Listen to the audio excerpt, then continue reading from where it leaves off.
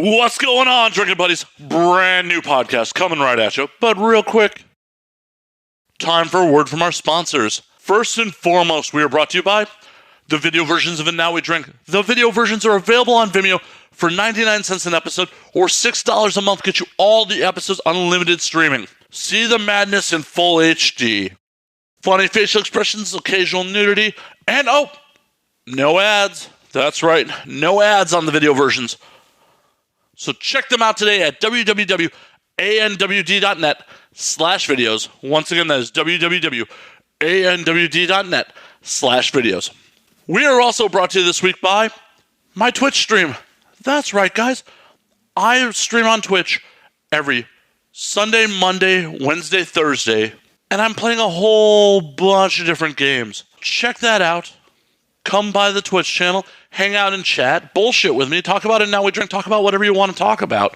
In addition to that, I am part of You Laugh, We Die. Check us out on YouTube. We're doing funny videos and uploading streams to YouTube multiple times a week. I would appreciate the hell out of you if you come and throw the YouTube channel a subscription and check out all the funny videos we're doing. But once again, the Twitch channel is twitch.tv/MattFNSlayer. Once again, that is twitch.tv/MattFNSlayer. Come hang out and game with me. Last but not least, we are brought to you by our friends at Vinyl Me Please. Vinyl Me Please is the Record of the Month Club. The best damn Record of the Month Club. In fact, every month, Vinyl Me Please brings one album that is essential to the modern vinyl collection. And it has features you can't get anywhere else. Things like bonus tracks, inserts, color variants, and it comes packaged with a 12x12 album-inspired art print and custom cocktail pairing recipe. Awesome music, new cocktails, art for your wall. This is all the winning. All of it. Game over. You have won. And Vinyl Me Please isn't like Record of the Month clubs of old. It's month to month, no strings attached, cancel anytime. If you like music, booze, and art, some of my favorite things, sign up today at www.joinvmp.com/ANWD. Once again, that is www.joinvmp.com/ANWD. All right, guys, on with the show. Before we get into the episode, though, I need to address something. My guest this week is Nick Miller, who is the marketing manager for Kumas Corner. Kumas Corner is a Chicago-based bar restaurant that, when I lived in Chicago, was near and dear to my heart. They're heavy metal-themed burgers. It's a great metal bar with amazing food, with fucking amazing food. In recent months, there has been some controversy about Kumas, about the corporate culture and the culture in the restaurants. And when I initially heard those allegations, they were very concerning to me. There was actually consideration to cancel this interview. But I felt it was much more important to actually hear out what Nick had to say on behalf of Kumas and let him tell his side of the story. So we addressed that in the episode in pretty great detail. So I hope you give Nick the chance to hear his side of things before you just turn this off and feel like I gave a platform to bootlickers or racists, which, after hearing their side of things, I don't believe they are. But otherwise, Nick and I talk about a whole lot of stuff besides the Kumas controversy. If you're in the Denver area, they have the Denver location opening on September 14th. Go there, get some pulled pork fries, get some mac and cheese, and get an amazing fucking burger. I am super jealous of you. Super. But otherwise, sit back, relax, pop a cold one, and enjoy, Drinking Buddies.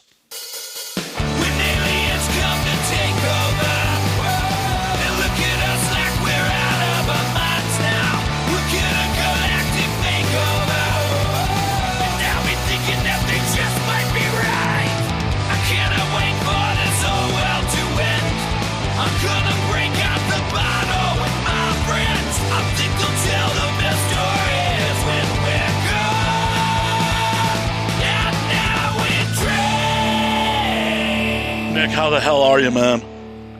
I'm good, Matt. Thanks for having me, man. My pleasure. Thank you for dragging me out of bed while the sun's still out. This is normally about the time where I'm like, should I go back to sleep for a little bit or wake my ass up? And I've been up for like a whole 90 minutes in preparation to get this done. get you on here. Nice. Yeah, long enough to wake the brain up. Yeah, and I had some caffeine, had a cigar, had some Little Caesars. Yeah, the trifecta of healthy living. He's extremely healthy, yeah. Yeah, I realized when you didn't respond to me when I sent you that David Blaine video this morning. Unless I'm still up from the night before, 7:30 West Coast time is just not happening. Yeah, I woke up. I had like 3 messages from friends that were telling me to watch it. I saw the Rogan interview. I don't know if you watched that, but that dude's a fucking maniac. And he was talking about doing this stunt and how he he's gonna go up to the point where like there's no oxygen, he won't be able to breathe and all this other shit. So I don't know. I fucking tuned in. I thought that was crazy. I will have to check out the replay. I was just like, huh? 7. I think I rolled over at 9 o'clock at one point and went, 7:30, what? Did that say? So yeah, man. How's everything going out in LA? It's going well, man. It's going well. As well as it can be for basically having a very comfy prison cell. Yeah, my apartment. Right. Every time that I look into it or I see any news about it, like it just seems like it just keeps getting worse and worse out there. People just got bored and they're just like, yeah, fuck it, whatever. Chicago, I hear, is getting pretty bad too. I think it's probably something similar to like what's going on with LA. It's mostly just the news sensationalizing a lot of stuff. Every time that I call out and talk to anybody that's outside of the city, like we've been like dealing with vendors in Denver and stuff like that. They're just like, man, are you guys doing okay in Chicago? And it's just like, yeah, man, it's fine. It's just like the news needs something to talk about. Right? Because people aren't outside murdering each other, so they got to talk about something else. I mean, they still are outside murdering each other, just not around me. Yeah, I mean, and then like there's protests all the time, but of course they really only care if there's, broken windows or stores being looted. Right, or a clash with the police or... Yeah. And I mean... And my mom, like, she'll call me and say that she wants to like come down, but she's like, I'll be safe if I come down there. Like, yeah, like you're coming to my apartment, Mom. We're not gonna go walk around the South Side. What do you expect? And the thing about it is, like, even with the quote bad Chicago neighborhoods, if you're minding your own business, you're fine. Yeah. Unless it's just dumb luck. You're just like, I've gone to Harold's Chicken at like fucking 55th and King to get some fucking fried chicken in time and just got a lot of odd looks, but I was fine. Yeah, I mean, it's probably like the same rule of any major city. Like, as long as you don't look like you're lost and you don't know what the hell's going on, people just tend to leave you alone. Yeah, like, hey, don't look like a victim anywhere. Yeah, essentially, yeah. Yeah, I mean, like, otherwise, like, people do tend to like fuck with you and like ask you, what are you doing here and shit like that, and fucking walk, keep doing your shit. Yeah. I think my favorite, I don't know if you remember that viral YouTube video of that girl is like how to handle being catcalled, and like some dude like called out to her and she's like, I got time for that shit, and dude's like, oh, all right, and like she just kept walking. Yeah. I mean, I think in all of my years in Chicago, the only time I was ever challenged ever being anywhere was like in Little Village in like 2001 when I still had long hair. Yeah. I had some dude talk some shit. I just ignored him. And then the cops rolled me because they thought I was a fucking tagger or something. Oh, you gotta love that. Yeah, they're like, what are you doing here? You got any tagging supplies on you? I'm like, the fuck? Okay, I'm meeting a friend at a coffee shop. He lives around here. One of the things that I thought was really interesting when I moved here, I don't know how it is there, but like aerosol paint cans are illegal here. Yep. Like if you find a store that sells it, it's locked up behind a cage and shit. Yeah, it's crazy. City filled with murals and tags all over the place, but for some reason it's legal. And they're trying to do their part to keep Chicago beautiful as long as it's a neighborhood with money. Yeah, yeah. Or the next neighborhood that will have money. Yeah. It's crazy how, like, when I first started coming to Chicago, like 7 years ago, what Wicker turned into just in that short amount of time. Oh, shit. Wicker was already gentrified before I left in 2011. Yeah, but it was mostly like metal kids and like just hipsters and cigarettes. And now it's seriously bougie, rich white people. And you can't find an apartment for less than $12,000. And it's like a closet inside somebody else's apartment. Even in 2011, it was starting to be like moms with strollers and shit like that. Makes sense. Yeah. It's not getting better. It's still every time that I go over there, it's still like, why the fuck am I here? It's usually because I have a friend working in the neighborhood. So. I mean, that's the only time I'd ever end up at Wicker. It's like, oh, I got a friend working at Flatiron, or I'm friends with the guys from Debonair Social Club. So, it's like, oh, I'll go over to Debonair. I'll see people. I'll hate it every second I'm in their establishment, but it's good to see people. Yeah, all the 4 a.m. bars are really fun about like 12 to 1:30, and then any between like 1:30 and past, it just turns into a major shit show. I used to live for that shit show, though. I really did sometimes. When I was still living in Chicago, I was closing Exit 4 or 5 nights a week. Fuck yeah. Like, that's one of my favorite bars. So, I mean, I feel like I asked you this before, but I don't remember. Like, when did you move out to LA? I moved to LA in 2014. I was in Vegas for a couple of years before that. Oh, right on. So, and when did you leave Chicago? August of 2011. It's actually like my 9-year anniversary was a couple days ago. Oh, right on. I mean, I'm sure that you'll edit and have an intro and all that stuff, but for the people that are probably completely lost, I'm in Chicago. I think they figured it out with the Malort hat alone. Yeah. The town's changed so much. Hell, the parties that Exit throws these days, and the couple times, since I've been back, like they're throwing those dance parties upstairs were just a thing that would have never happened back in the day. Yeah. Yeah. I mean, it's still like pretty fun, but at the same time, I mean, like they advertise it hard too. Like they talk about it all over social media and stuff. And I mean, it's practically like, hey, come out to our Gothic strip club where everybody basically gets naked and gets real weird. Oh, I mean, fetish night was always a thing. That was always a thing. Oh, yeah. But right. But I feel like they extended it beyond just one night. Yeah, well, like the blacklight parties and stuff like that. It's like, what? Huh? This is interesting. I mean, I understand they're filling a gap since Neo closed down. Yeah. Yeah, I mean, like, dude, there's nothing like Chicago. This city is extremely boring during COVID. I'm sure that all cities are, but Chicago is such a fucking nightlife city and such a bar city. And like, there's so many unique places to go and drink and hang out at, and everything's done by 10 p.m. if you do want to go out and drink, and all the bars aren't allowed to have any customers unless they serve food. I couldn't survive in Chicago like that. I generally started my night at between midnight and 1 a.m. when I was living in Chicago. I was working. That was when I moved here. I was working at 9 to 5, and like I would get off work, nap, eat something, then head out to the bar.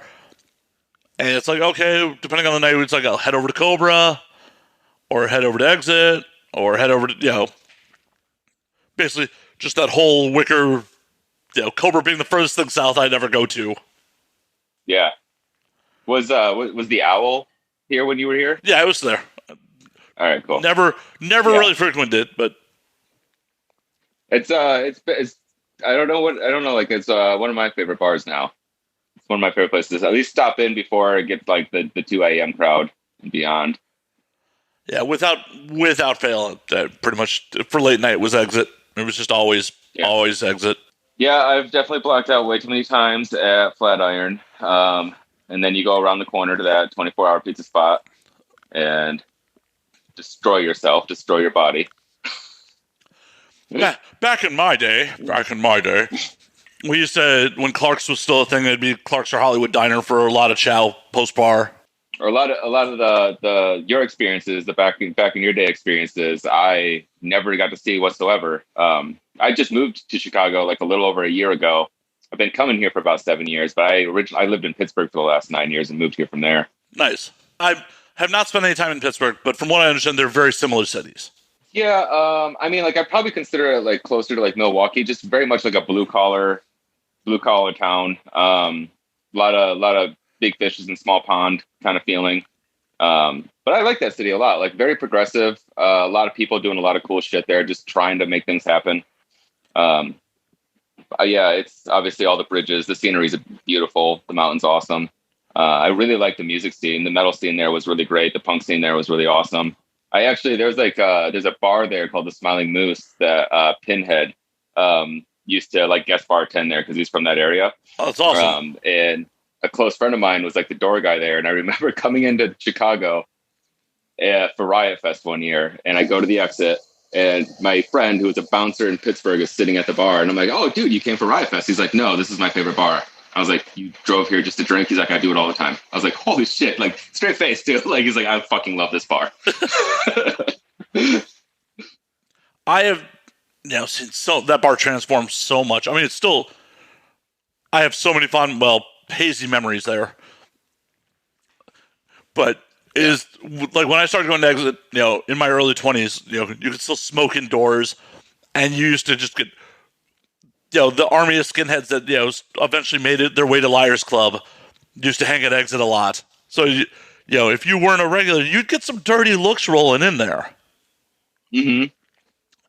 And yeah, I mean, like, Chicago's still very much like neighborhood bars, like that you get your tourism that comes into the bars because they heard it was cool, but you walk in and it's like these bars are neighborhood bars and like they have their regulars. They're looking at you like, what the fuck are you doing here? 100%.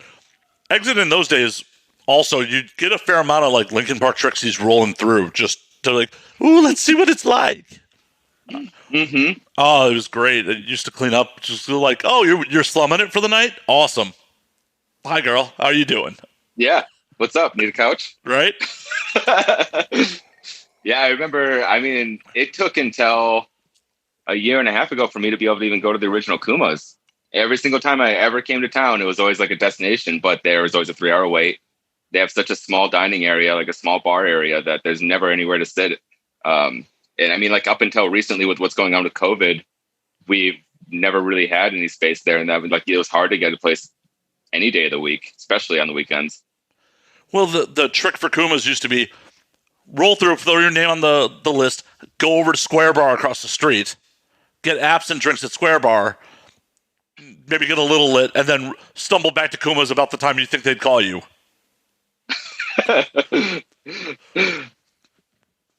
I remember I was trying to go to Kumas. Obviously, they were packed and they had like a 2-hour wait. So we went to Lockdown. My friend's like, it's basically like they tried to rip off Kumas, but it's all prison themed. I don't know. I didn't get it. So it's prison themed. All the staff wore like weird outfits, and then all the TVs played live metal DVDs, which I thought was cool. But then within like a year, they shut down. Yeah, Lockdown was there for a while, and there was always the argument about like what's the better burger, Lockdown or Kumas. Lockdown, yeah, but obviously Kumas is thriving at this point, and Lockdown is not. I mean, I heard a rumor. I don't know if this is true by any means. So if anybody that watches this or listens to this knows the truth about it, feel free to say it on the internet. But apparently they approached the owner of Kumas and asked if we wanted to partner and work together. And he was just like, no, you're ripping my brand off. Like, I'm not doing that. And like basically kind of told him to fuck off. And then they went on and did their thing, and Kumas did their thing. So before we get too far, speaking of internet rumors, so Kumas has gotten some bad press recently. Can you talk about that at all? You like that? Yeah. No, we can talk about that. Because I 100% I posted the care package you sent me. Thank you again for that, by the way. Yeah, absolutely. I was hoping that you get the shot glasses in time so that way we would have them for the podcast. Oh, we got them. I can go grab them. They're like 5 feet away from me. And I had a friend text me like, dude, Kumas? I'm like, yeah, Kumas. Fuck yeah, Kumas. Oh, you don't know? I'm like, what are you talking about? And then just sent me like the bad press from Eater, from Block Club Chicago and all that shit. Yeah. So what the fuck's up with that? Well, all right. So there's a lot to talk about. Some of it is actually like, I don't know, unfair to talk about. So it's like hard to like give like one side of the story. But I'm happy to like address what I feel is appropriate to talk about. The one thing that like I thought was really interesting about those news articles when they came out, this is what I love about journalism. They in those articles, they write in there that they reached out to us for a comment and didn't get any sort of response. I had to dig through Instagram messages on our like secondary pages. So like not the OG page, but other pages. Like Kuma Schomburg? Yeah, exactly. And there's like messages in those, and they're just like, hey, do you have a comment about these allegations that are being brought against you? And I was just like, and I'm looking at it and it's timestamped, because Instagram timestamps messages. And it's like literally 40 minutes before they posted the articles. And I was like, you did not reach out to us for a comment or give us any sort of opportunity to say anything about any of this stuff. You just launched a hit piece article about it. And then, I mean, like, how the internet works, how all this stuff works. Even if we were to reach out and give them our side of the story, the main article has been posted. Nobody's going back and reading the update. And they understand that that's not clickable content either. Right. Hell, probably half the people didn't read the body of the story itself. They just saw the headline. Right. Yeah, absolutely.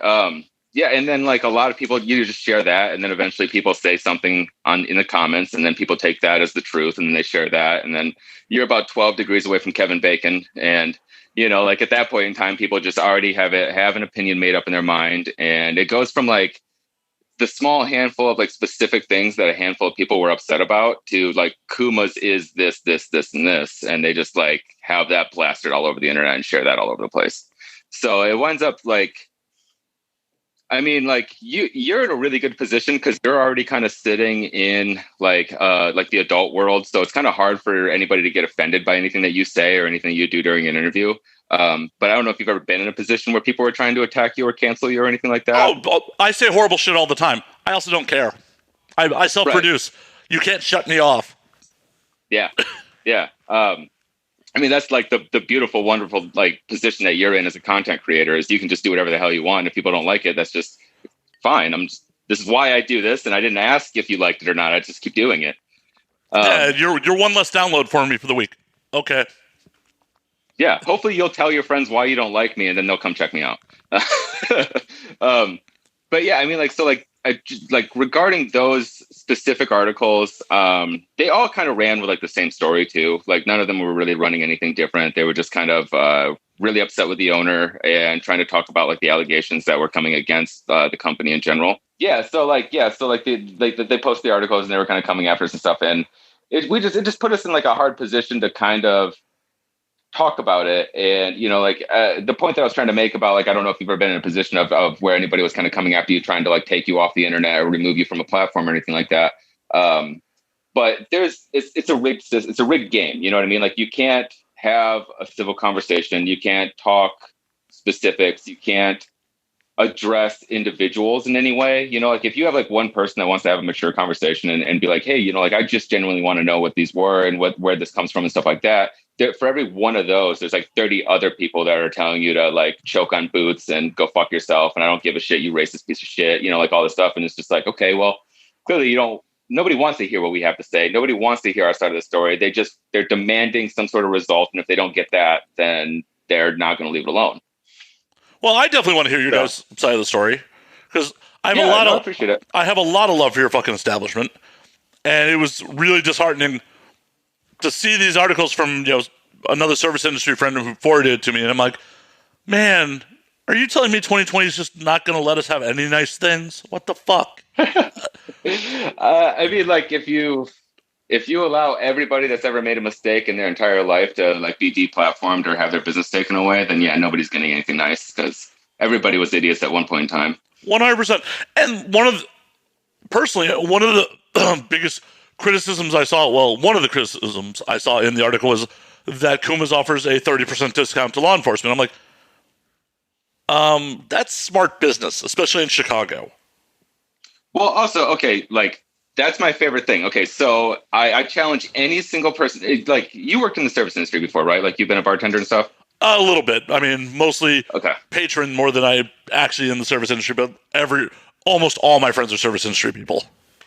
Okay, cool. So yeah, if you talk to any of your service industry friends and anybody watching this, if you talk to anybody that's a bartender, server, cook, barista, anybody that's in sort of like anything in that industry where you make something for somebody, ask them about like their public servant discount or their civil servant discount or their veterans discount or any of that stuff. And I promise you, not only do they give police discounts, they give firefighters discounts, they give EMS discount, and it's all rolled up usually into the same discount, which is the same case. Kumas. These are discounts that are offered to firefighters, EMS, police, all these different like kind of taxpayer, civil servant, like people that are grouped in there. And when you're trying to build a narrative that where this bootlicking racist, organization, you're going to take small segments of the, like you're going to take them out of context and then use them to build that narrative.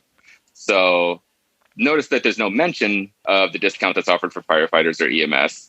There's just a mention of the discount that is for police.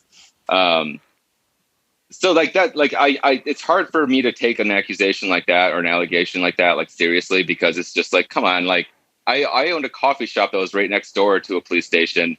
And we offered a discount to cops, we offered a discount to firefighters, we offered a discount to anybody that we considered a civil servant. And then it's just such a common thing. Like, it was just really crazy when I saw that come up, where I was just like, you're going to single us out of all places. You're going to try to use that to try to build it.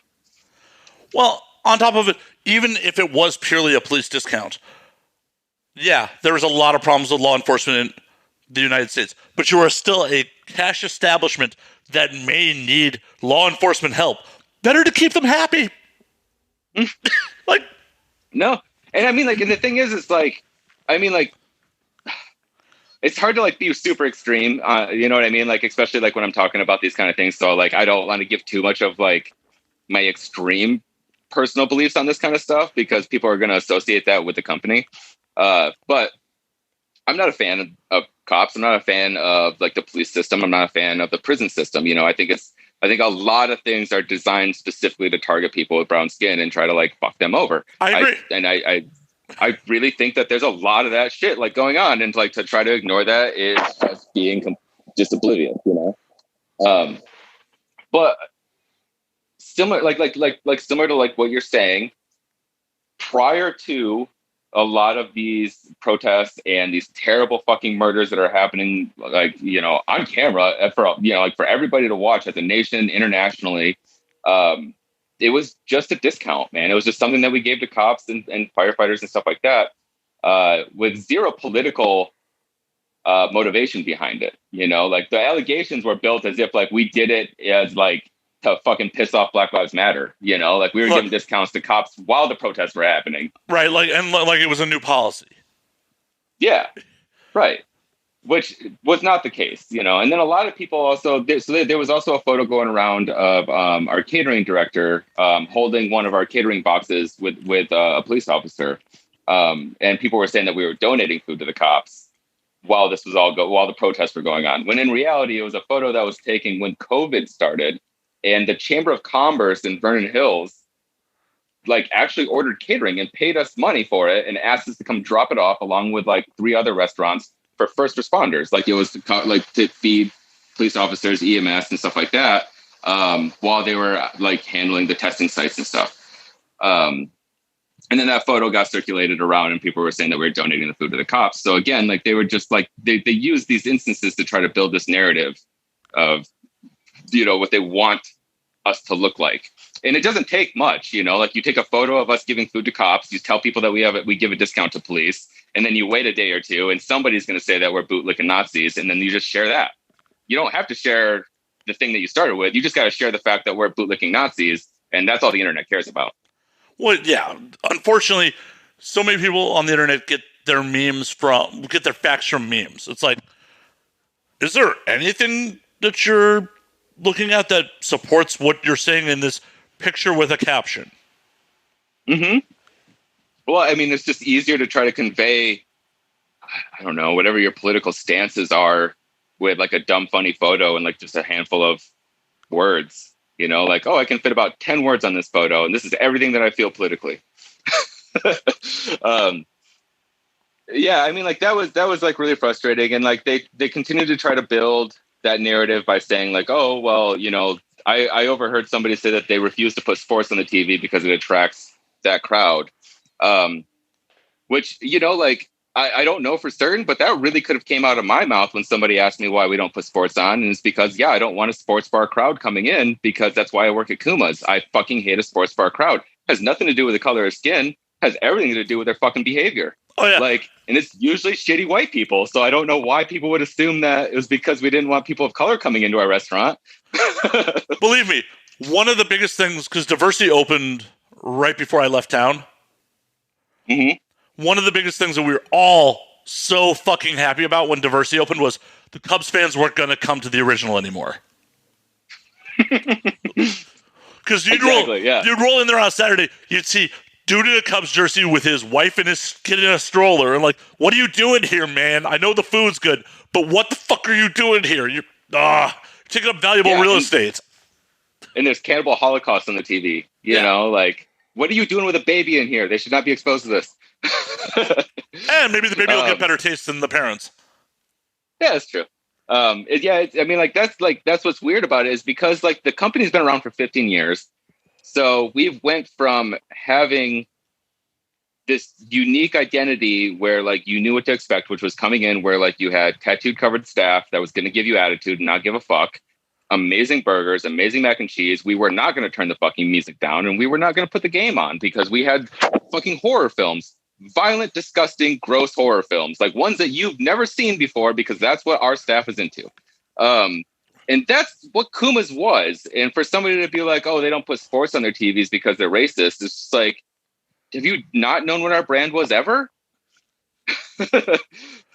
Yeah, I couldn't imagine sports being on in Kumas ever. That allegation was just like, sports at Kumas? Really?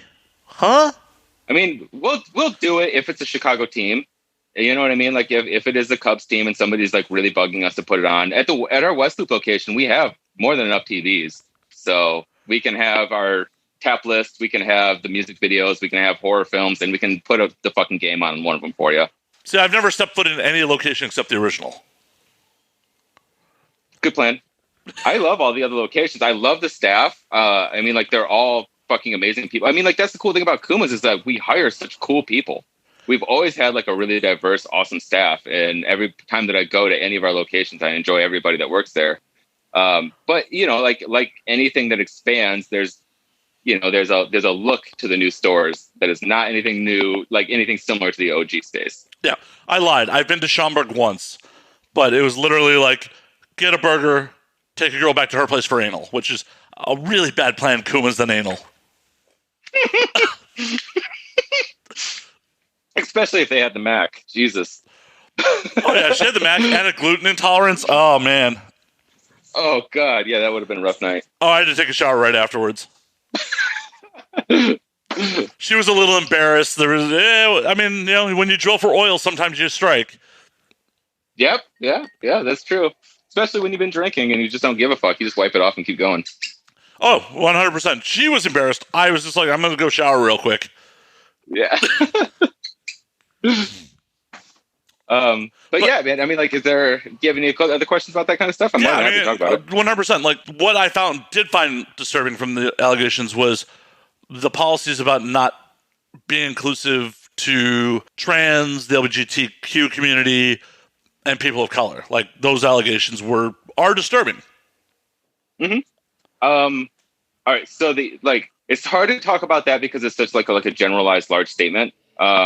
We definitely don't have any policies. Like, there's no company policies that's like we don't hire trans people from the LGBTQ or people of color. I mean, like, if you walked into West Loop right now, I mean, like, I can name off the top of my head like my friends, you know. But I hate being that guy that's like, I have a black friend. You know what I mean? It's just like, clearly we have staff members that belong to those communities, and if you walk into any of our locations, you'll see that. We shouldn't have to parade them around and be like, look at the gay people we hire, look at the people of color we like. Right, put them on a pedestal, like, look.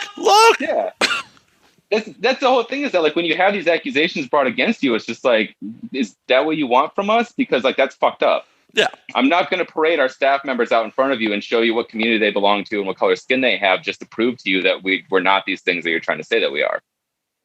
And then. Yeah, I mean, like, some of, like, I understand, but like, you know, some of the things that those allegations were stemmed from had nothing to do with the community that certain individuals belong to, and had everything to do with like work ethic and experience that people had with working with them and things like that. So like decisions to not hire people was never had anything to do with the community that they belonged to or the color of skin that they had. You know, it just had to do with like, you know what the service industry is like in Chicago. It's very small. It's very tight-knit. Managers move around like crazy. Bartenders move around like crazy. If you are bartending in Chicago, there's a really high chance you're working at 2 other bars as well. Yep. So everybody knows everybody in the scene. And like people, like if you walk into a bar and you ask for a job and people know that you're a fucking alcoholic, you don't show up to work, you're fucking loud and obnoxious and you annoy your customers and shit like that. Like, people are going to be like, don't fucking hire that person because they suck.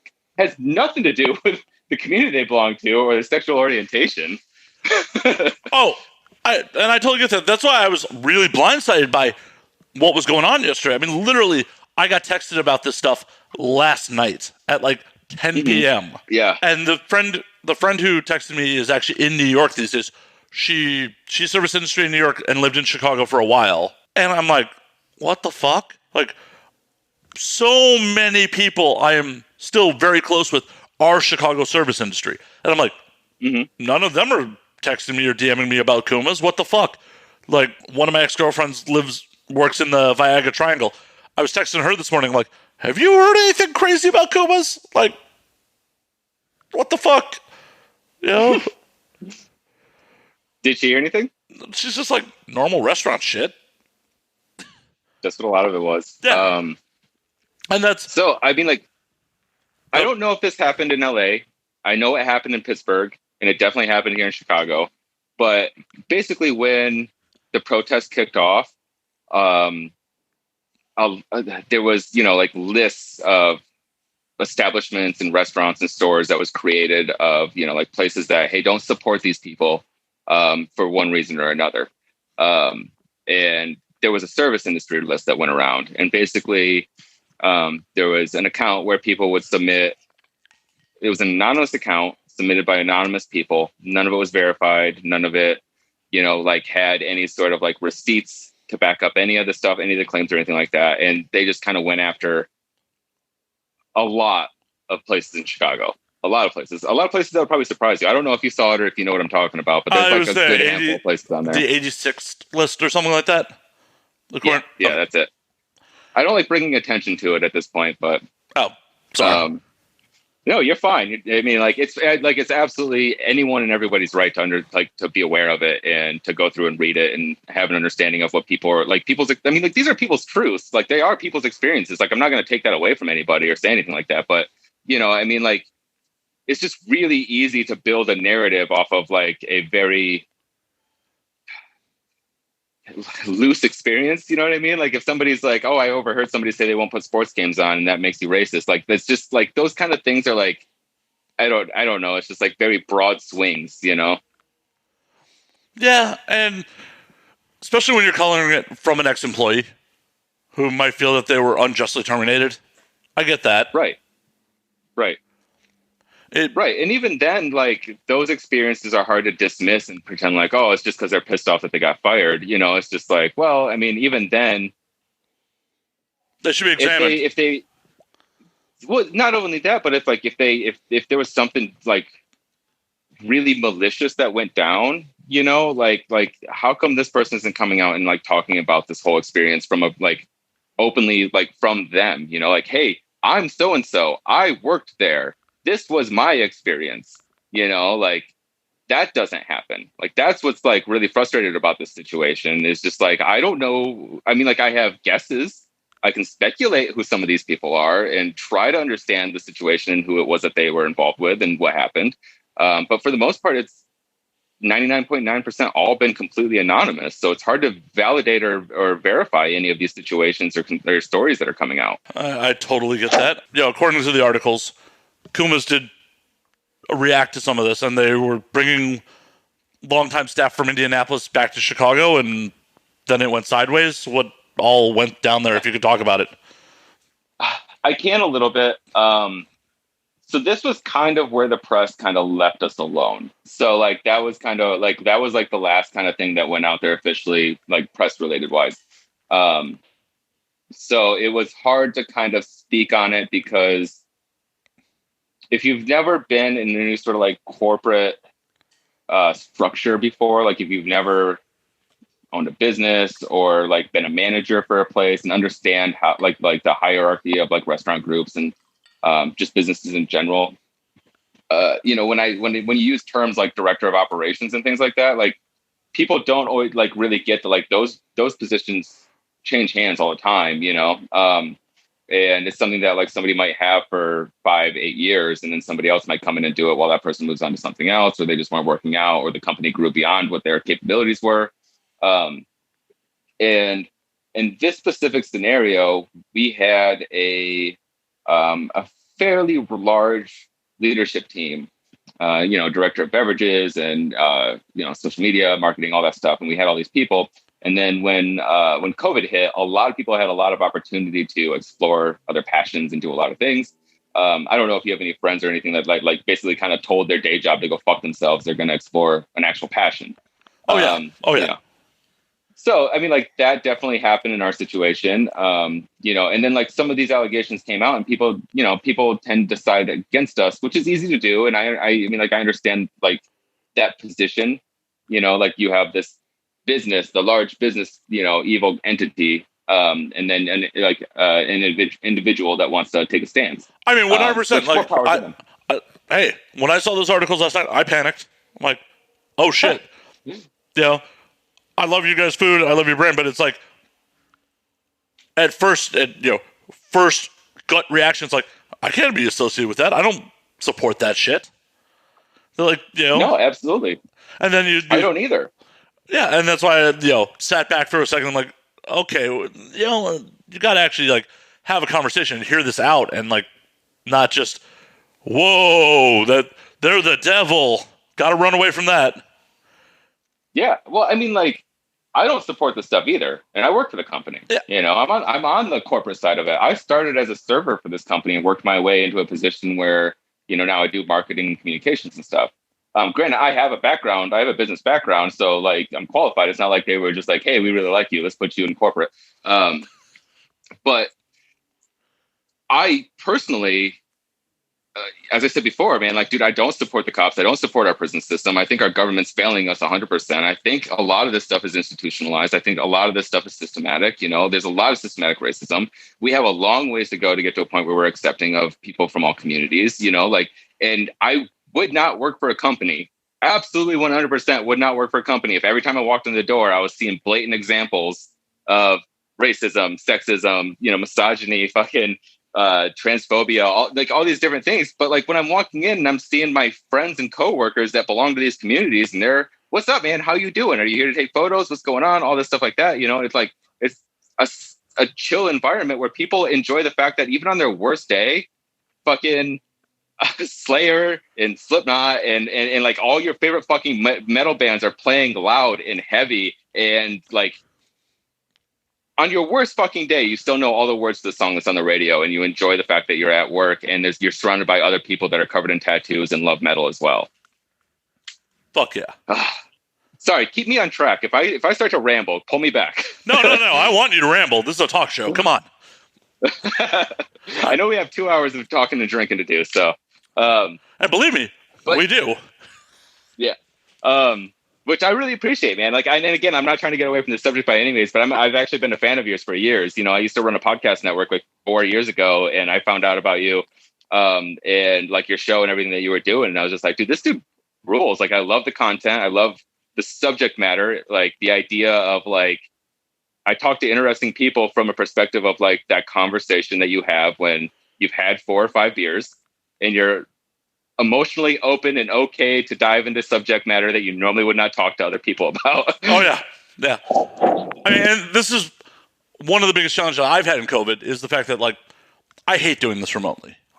Pre-COVID, this show did not happen remotely. If you did not come sit down with me in person in LA, you did not come on the show. I mean, like the type of format that you have, it almost has to be like that. Yeah. Because I mean, well, and also like drinking is, you know, like a team sport, you know, you egg each other on. Like, let's do more shots. Like, this will be fun. Yeah, and I'm a horrible enabler. Horrible. Speaking of which, let me go grab a Kumas you're shot from glass. Chicago. Oh yeah, I'm from Chicago. Let's get. I'm gonna do some Malort. I know you don't have any. Need some. I don't. I'm just gonna shoot the whiskey I have with me. We're gonna do chase whiskey with whiskey. I like that. I like that strategy. Nice Kumas shot glass. And I appreciate the hell out of you, man. I appreciate the, you know, I try to do this, you know. This is not just for my ego every week, even though sometimes it seems like it. Dude, podcasting was probably like one of my favorite things that I was ever involved with. It's like long form conversation with interesting people is a fucking blast. Oh yeah. Well, and it's the last Wild West medium because as we were talking about beforehand, nobody really can cancel me. I can say whatever the fuck I want. And if you come for me, I'm still going to put the episode out next week. Yeah. Well, in all I mean, like, and you use Vimeo too. So like you have a backup in case like YouTube decides that they don't want to carry your stuff. You're like, well, fuck it. I don't need you. I mean, my audio and some clips are on YouTube. I don't even have the main episodes on YouTube. Right. And then you have like a subscription-based service for Vimeo. So like you have a source of income, like to like support you and stuff. Yeah, I mean, like that, like you said, it's like this, like the last form of like untouchable entertainment. Like once you find your fan base, it's kind of like, this is for us and the people that like me. Like if you accidentally stumbled in here and you got offended, that's your problem. Right. Right. Don't let the door hit you on the way out. Right. On that note, cheers. Cheers, sir.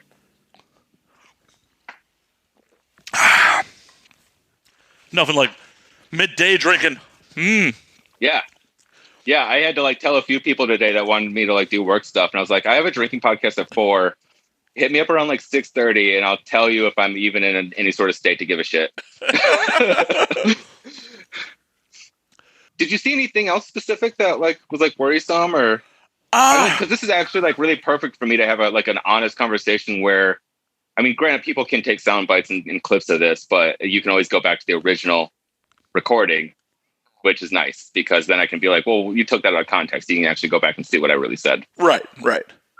And I'll happily give you a copy of the video version if you want to, so you can like see that our mouths are syncing up with the audio and no one's doctoring that shit. Dude, the world of deepfakes right now, and now that it's a downloadable app that people are just doing for fun, we're heading for a real scary future, man. Well, we're also heading for the scary future because Adobe announced like a year and a half ago, they're working on a program that if they have, I forgot how much of your audio, they can just recreate your voice. Yeah, I saw that. Like just type out and recreate your voice. Like, I mean, they can make you say anything you want, and now they can also make you have a video using your voice and make you say anything you want. Yeah. I mean, it's going to make my podcast editing real easy. Yeah, I didn't like that comment. Let me fix that real quick. Yeah.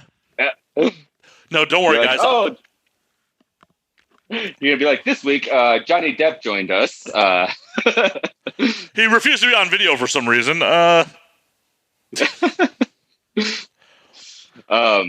Yeah, I saw, God, I can't remember. Dax Shepard's wife. I can never remember her name. Kristen Bell. Yes. She came out and she was like kind of like rallying against the idea of like deepfake porn because a lot of celebrities and people are like you're using my face and my image without my consent. You know, like that's kind of fucked up. Oh, it's 100% fucked up. 100%. The porn mainstream intermingling is just becoming hazier and hazier too. On top of the deepfake stuff, I wanted to dive into the Bella Thorne thing real quick. Oh yeah. I don't know. I have like I don't think I have like an original opinion or like a hot take on it or anything like that. But I really don't know if I agree with everything that's like going against it. Like and everybody that's hating on her right now. I'm not in defense of what she's done, just because how she's gone about it. Like, okay, cool, you made your money. The problem is, at least from what I've seen, and I may be wrong, I'm not always right, she has deceived her clientele. That is wrong. Okay. So apparently that was like doctored and put together in a way that like made it seem as if she was advertising to her followers that she was offering up nudes for $200. Okay. But in reality, like, I mean, like she's even came out and said, you know, like I never offered that. That was never the thing. Like that was something that was doctored and created and then put out about it. I think the story was that it was like some sort of like post from like way before she did OnlyFans or something like that. And that somebody like kind of worked it up to put it out there. But yeah, she never was just like, hey, I'll show you my tits for $200 and then didn't show them. But she was charging a $200 pay-per-view, right? Yes, I believe so. I don't subscribe, so I don't know for a fact. I just kind of can speculate based off what I saw on the internet.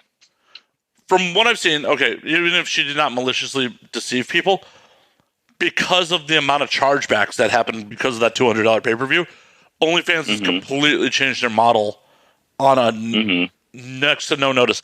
And the thing about it is, performers are blaming OnlyFans on this. It very well may be OnlyFans' billing company that's making these decisions. Whoever's handling their billing transactions. It may be out of OnlyFans' hands. I don't know.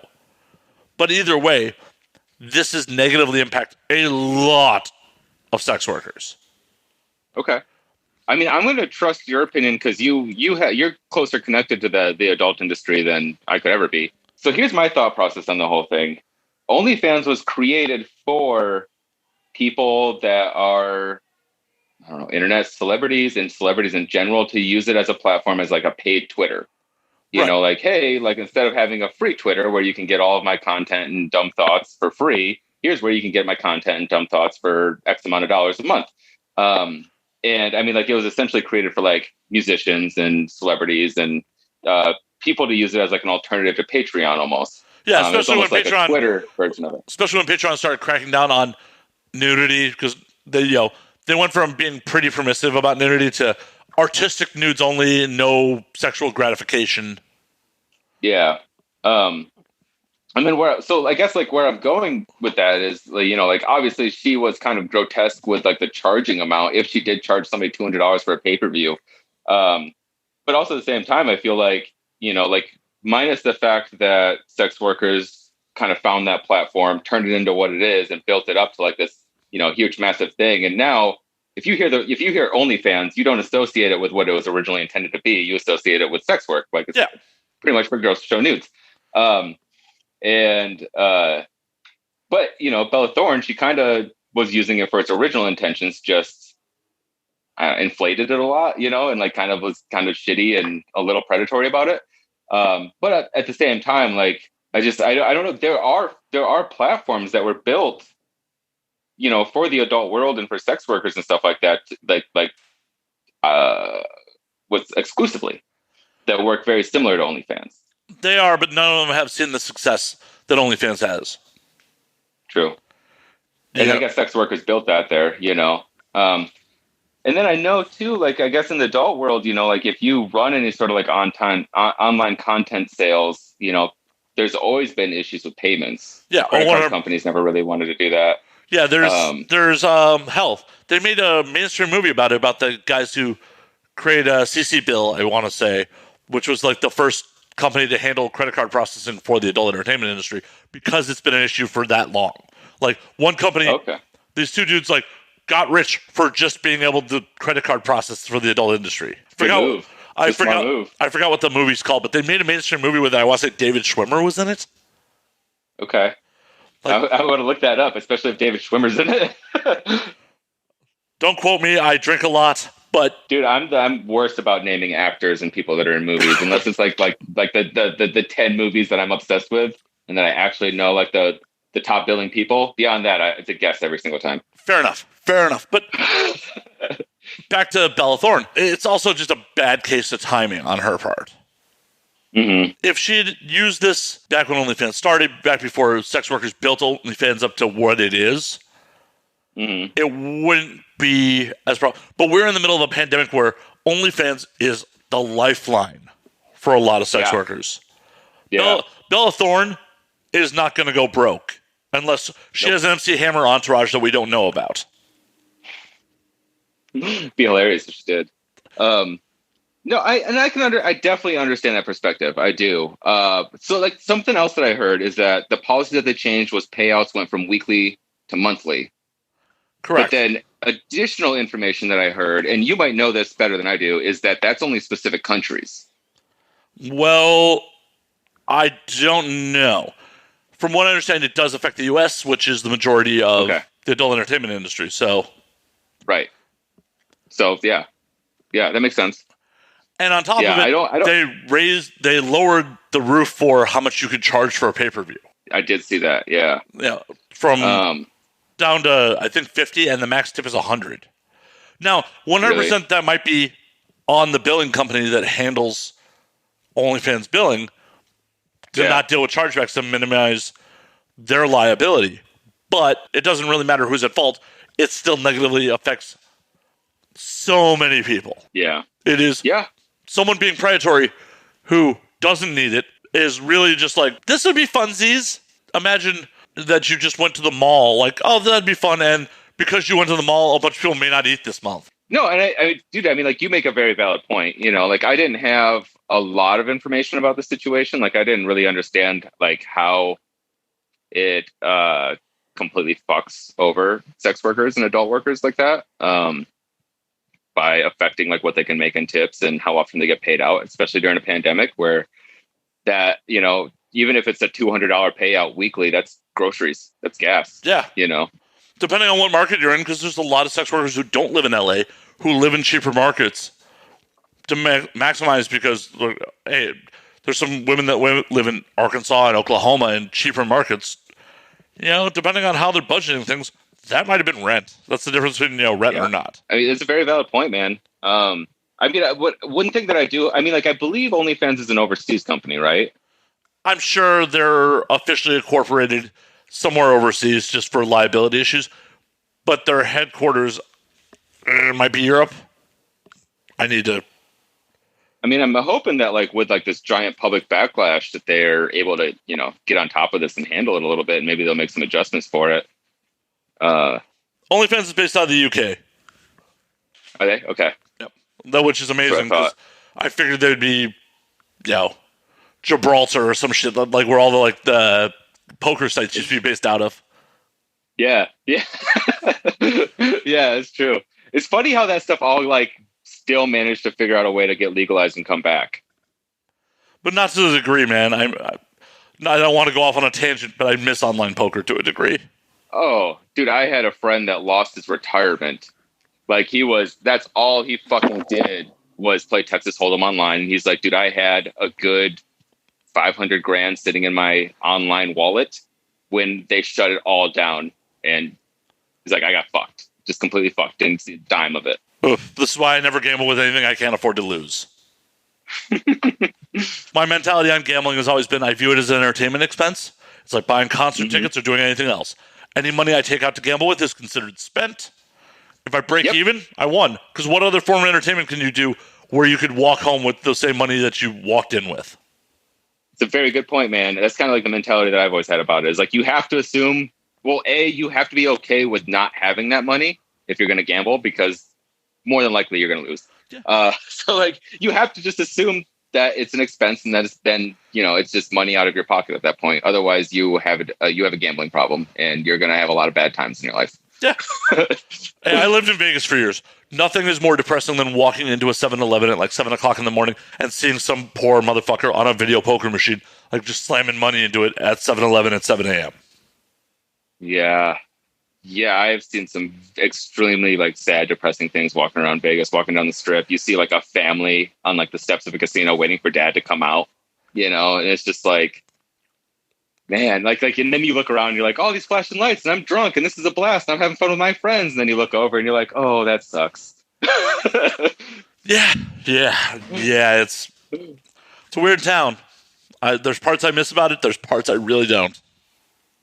So everybody that, like, I have friends that bartended there, and everybody that I know that lived in the city was just like, dude, stay the fuck away from the strip, stay away from Old Town. There's some really awesome bars and there's some really cool clubs. Just they're not anywhere near the tourist shit. Fuck yeah. And the thing about it is, hell, downtown used to be pretty sketchy and rad. It used to. Downtown? Like Old Town Vegas. Fremont. Okay. Fremont used to be pretty sketchy and pretty rad.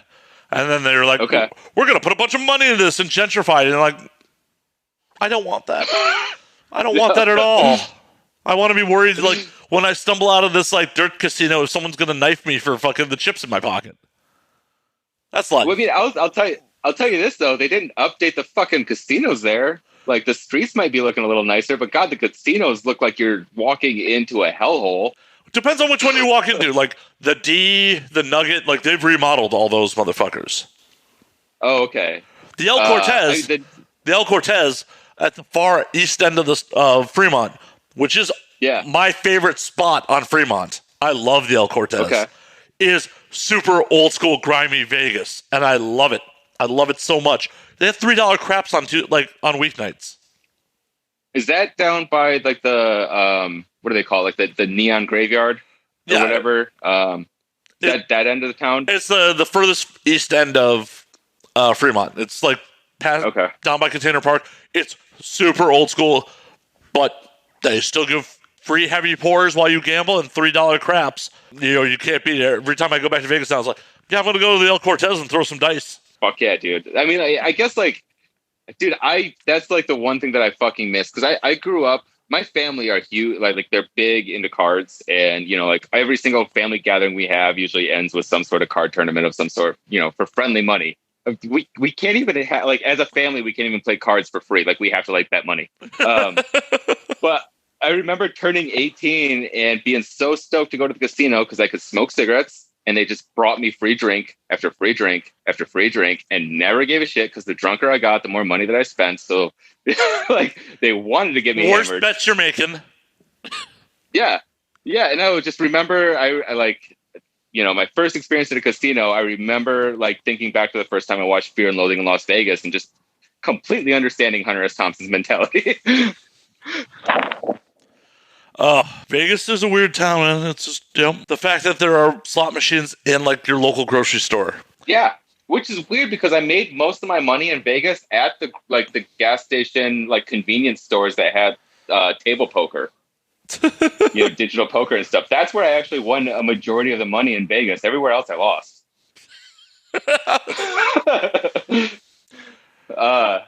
Yeah, I mean, like, it's nice to have some sort of sense of freedom as like an American. Like, I mean, cigarettes kill people. It's not a smart thing to do, but if you're an adult, you should be allowed to smoke cigarettes. Like, I agree. Well, I am 100% in favor of you doing whatever you want to yourself. Like, yes. You want to do heroin, as long as you don't negatively affect other people, fucking shoot up. Don't care. Now, if you have dependents and people that are depending on you to not OD and die, don't do heroin, man. That's why, like, the mask debate with COVID and all that shit, it's like, if COVID only killed the motherfuckers who don't wear masks and aren't socially distancing, I'd be all for it. But the fact that it negatively affects innocent people that have nothing to do with your shit, that's why I got a problem when you are fucking an inconsiderate asshole. 100%. And not only an inconsiderate asshole, not only are you trying to get away with some sort of illogical like freedom in your mind of, because like, I guess wearing a mask is more oppressive than wearing socks and, shoes in a gas station. But, like, on top of that, like, you want to argue some sort of insane conspiracy theory and like tout around, your rights that you have as an American citizen, and try to use them to argue against people that are like, we don't give a shit about any of your defenses. Get the fuck out of our Walmart. Right. Right. Yeah, you are absolutely free to do whatever the fuck you want, as long as you don't negatively affect other people. That's what. Yeah. Just don't be an asshole. Like, put the piece of cloth on. Yeah, I mean, like, I don't know, like there was something that like I always thought was really interesting about Vegas, about the fact that they allowed prostitution at but they don't allow prostitution in Vegas. Yeah. Yeah, it's outside of the city. But they're clubs that are regulated, and the workers are tested and protected, and they have policies and regulations and like all kinds of other shit. And when that went into effect, there wasn't like mass protests. There wasn't like anything crazy that went down. It was just like, oh, that happens in Vegas, and people were like completely accepting and okay with it. And it's just like, yeah, if people are going to vote and be on board, leave them the fuck alone and let them have it. There are still some major flaws with Nevada's brothel laws. There 100% are. But it's I'm sure definitely a step in the right direction compared to the rest of fucking America. Being pimped out on the streets. Right. And that's one of the things where, like, yes, sex trafficking, human trafficking is fucking bad. People that are consensual sex workers should not have to face, fearing for their life to do their job that they've chosen to do, because they can't go into law enforcement because they're criminals as well. And that's at the top of, the consensual, completely willing to be involved in that industry, and at the bottom, they shouldn't like face any sort of fucking public ridicule either. You know what I mean? Like, there shouldn't be any sort of judgment or stigma around that kind of shit. I don't know. It's a funny conversation because, I recently had a family member that was outed as having an OnlyFans, and now they're going through, having those awkward conversations with family members and stuff like that. And, they're always contacting me, and they're just like, well, what do you think about this? I'm like, you're not fucking doing anything wrong. Like, tell them to respect your privacy. You're an adult. Right. Leave you alone. Right. And if they want to bother you, they got a tip. Yeah. Like, they can't see it unless they fucking subscribe to you. What do they care? Yeah, and it's weird if If your they're subscribing- family members subscribing, unless they're just subscribing to be nice and then walking away from it. Even then, they're the fucking weirdos. Don't let them yell at you. Yeah. 100%. It's like, hey, mom, dad, I'll make you a deal. I'll shut down the OnlyFans if you more than make up the income for it. Yeah, it would, especially now Right. during a pandemic when there's no fucking jobs. Especially if you come from a small town or an area that you're nowhere close to any sort of large city that has a thriving service industry or a factory to work at or anything at all that like regularly has turnover and is taking in people, in, whether or not there's a pandemic or not. Like there are people that are in situations where there's no money. There's nothing in that area. Right. Well, and there's plenty of people in situations where, you could get a job doing something that is an essential worker, and you're going to slave for 40, maybe 60, 70 hours a week between two jobs and still fucking go nowhere. Yeah. Or yeah, you show your tits and your ass on the internet for a bunch of strangers, and you get a better life out of it. Right. And what's funny about that is strangers. It's usually 50% people that know you and want to see your butt. See, I'm the opposite. I specifically don't want to watch anything that with people I know in real life to it. Mm-hmm. But I mean, from experiences of other friends that have OnlyFans, it's usually people that know them that's subscribing. No, 100%. They're not willing to be honest with like, yeah, I'd like to see your butthole. Mm-hmm. But I mean, like that's the thing though, is if it's a subscription based and people have to pay a premium, usually people don't care. Yeah. I don't know, man. And then like I do like the fact that OnlyFans is kind of normalizing digital content sales like that. Like it's kind of normalizing sex work a little bit and taking that stigma down a hair, not a ton, but a tad bit. Well, and that's back to the Bella Thorne thing. That's where Bella could have really fucking helped. That's the thing. Before this, Bella has dipped her toes in adult work before she directed a movie for Brazzers last year. No shit, I didn't know that. Mm-hmm. Isn't she? I also saw that she said something like this is also research for a documentary that she's doing. So that has been contested as well. Okay. Supposedly the director said, this is something I've talked to Bella about doing in 4 or 5 years, but as of this point, there is nothing in pre-production. This is a tweet I've seen, but that may be doctored too. I was concerned that like if they were working on a documentary, I was like, is this going to be another one of those Hot Girls Wanted scenarios where, like they make this thing about like, oh, this is all the terrible things that could happen to people that use OnlyFans and none of the positive stuff.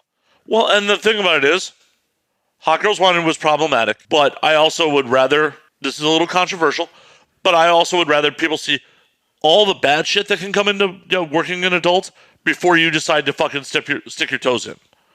Anyone who's ever come to me about like, I want to work in adults, I do everything in my power to dissuade them. This bad shit will happen. This bad shit can happen. This bad shit can happen. This bad shit.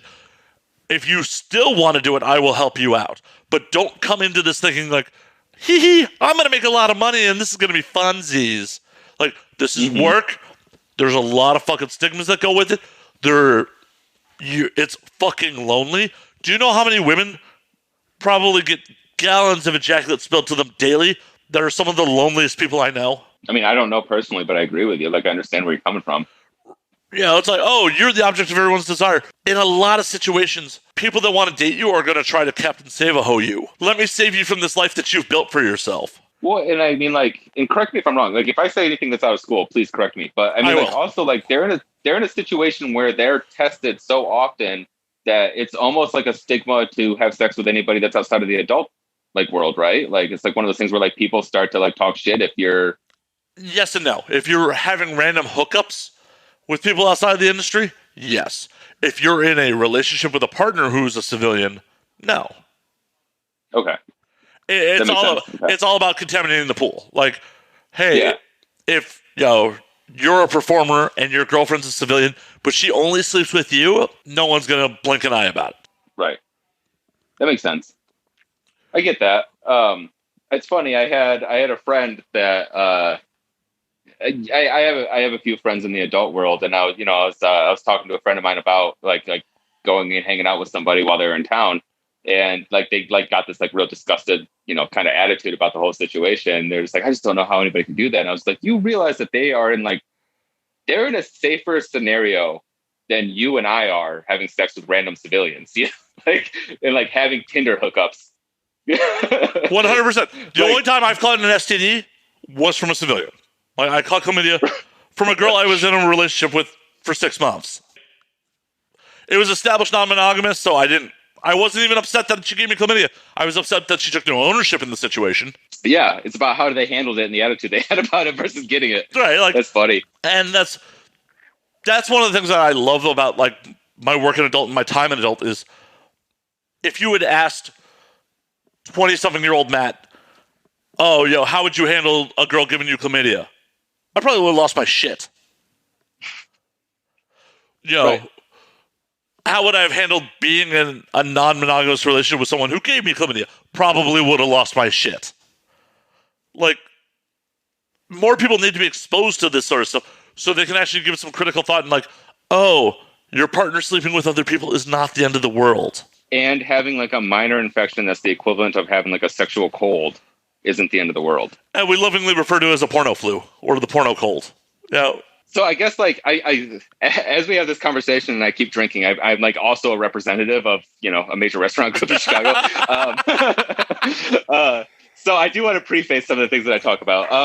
I actually do have a background in like the modification industry and like the tattoo world as well. So one of the reasons why like I have like a kinship to like the adult world and sex workers and stuff like that is from working in tattoos and body modification is like the normalization of understanding what the risks are and like being able to talk about these things as if like they're not this weird taboo tattoo that you get that you have to wear for the rest of your life or anything like that. It's just understanding what the risks are and talking about them as real things. Yeah. Not putting them up on these giant pedestals that are unobtainable and ununderstandable. And just, like STIs are exactly that. They're infections. They can be cleared up, go to the doctor, talk to them, and it's the same thing with like the tattoo and body modification industry is like, you want to work with professionals. You want to work with people that have an education and understanding in what the hell they're fucking doing. And you want to stay away from the people that are budget tattooers, budget piercers, and in the adult world, people that are like probably fucking filming really shady shit out of hotels, like, I mean, like, I don't know what the equivalent of that was. Basically what I was saying is that like once you have an understanding of how, how this stuff operates, what the behind the scenes stuff actually is, and you have very serious conversations about these kind of things, they don't become nearly as scary, and they also like remove a lot of the mystique, of like what these industries are. A lot of people like look, at least they used to look at tattoo artists like rock stars, and then when you find out what they're actually dealing with and how careful and how scary it really can be to be a tattooer for a living, not dabbling for a few years, but doing it until you retire. Imagine like breaking somebody's skin for 30 years and exposing yourself to a stranger's blood for 30 fucking years. You have to like have a very deep understanding of what those risks are and how to handle them and be okay talking about that kind of stuff. And I'm sure that's very, very similar to the adult world. It is. The difference between the body modification world and the adult world is generally, as I have friends in the body modification world. I've never worked in it.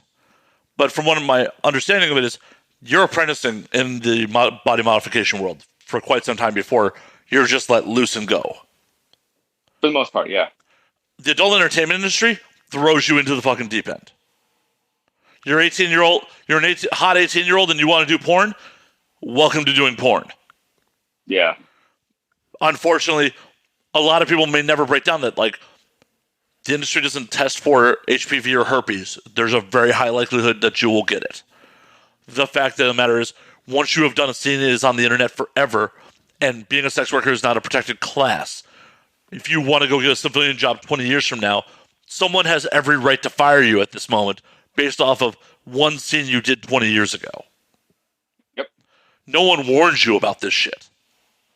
The industry is more than happy to let you come in, work for 6 months, and then be gone. Yeah, it's how do they like chew you up, spit you out kind of an industry? Yeah, it's just how the industry is. It's something that the industry has been and is striving for to work on, but it's not financially beneficial to parts of the industry to change that. because they don't care. Yeah, well, I mean, like the same reason why if you walk down any sort of like busy strip, you're going to see $20 piercings and you're going to see $50 tattoos. Like some people understand, like if you go to the Vegas Strip, like some people do not care how wasted you are. You know what I mean? Like, and some people aren't concerned about the quality of the material that they're using or any of that kind of stuff, because they're the financial benefit of skipping over those safety practices outweigh the amount of money that you would make if you tried to actually like be considerate of the people that you worked with or like the customers and clients that you have. Well, yeah, I feel like in a lot of cases, body modification shops make someone an apprentice because that apprentice, they expect them to work there and be representative of that shop. So if you just let someone walk in their first day and start tattooing people and they do crap work, it's bad for business. Absolutely. Yeah. I mean, like every tattoo that walks out your door is an advertisement for the whole shop, not just the person that did it. Right. So that's why you make someone an apprentice. Where with porn, if it's a bad scene, either you don't release it or you just don't hire that person again. And especially because adult is becoming more and more normalized, a lot of producers will view that we'll just find somebody else. And there's always somebody to step up and take that spot. Yeah, especially as it becomes more and more normalized. When it was, I can imagine in body modification, especially when there was much more stigmas and far fewer tattoo shops, you definitely want to make sure your apprentice is going to work out because you don't know if you're going to get another one. So there's a long history of abusive tattoo shops and modification shops of like there's people that pay for apprenticeships. It's like, oh yeah, we'll take you on as an apprentice. It's $2,000. It lasts 6 months. We're expecting you to wash my car, keep the shop clean. You're not going to get paid. If you're lucky, the tattooers will tip you out if you help them. There's a long history of that, which that's actually like now very frowned upon in the industry. So like if you catch wind of a shop that does that, usually everybody in that area is just like kind of like fuck that shop and talks a lot of trash about it. And I totally get that, but it's also like kind of a mixed bag where it's like in any other profession you also pay for school. Yeah, but I mean, there's very few tattooers that I would say would be qualified as like professors of the industry. There's people that are like, this is how I hold the machine. This is how the needle works. This is how I achieve the effect that I like in my tattoos. And then most of the time tattooers kind of have to like then figure it out from there. Most of your apprenticeship is honestly like how to handle customers and like safety around it. And then, like little tiny shortcuts that you wouldn't learn on your own until you've done it for 20 years. But beyond that, like most tattooers specialize. So if you're apprenticing under somebody, it's because you really want to learn their techniques. You want to understand how they do things. And if you want to learn beyond that, it's on you. It's on you to go and be around other tattooers and other painters and artists and stuff like that, and learn what their techniques are and learn how to apply that to what you do. It's interesting though, because like you can go to art school, you can go to fucking art school, you can go to a conservatory for music or theater, but tattooing as an art, because it was underground for so long, is in this weird like limbo where like, you should not have to pay some dude to wash his car because that has nothing to do with your education. He's not fucking Mr. Miyagi, no wax on, wax off. Right. But I mean, like that was the tradition, So like some people still try to hold that, like I had to do it, so you have to do it, Well, that's why we all have circumcisions. Well, a lot of us have circumcisions because someone else cut their dick. That's a good point. Yeah. But so something else that's like really interesting about the tattoo and modification industry that a lot of people don't know is it's not really regulated. There's a handful of states that give a shit, but for the most part, it's self-regulated. You don't know who the fuck gives a shit about safety and health concerns. A lot of it's reputation based. Oh, 100%. And that also makes sense on why apprenticeship's so important because like, that guy's got a great reputation. I was his apprentice. Therefore, I probably give a shit too. Yeah, absolutely. For sure. But there's also like, go talk to any female tattoo artist and ask them about their experience. It's such a fucking sexist, gross, predatory industry, man.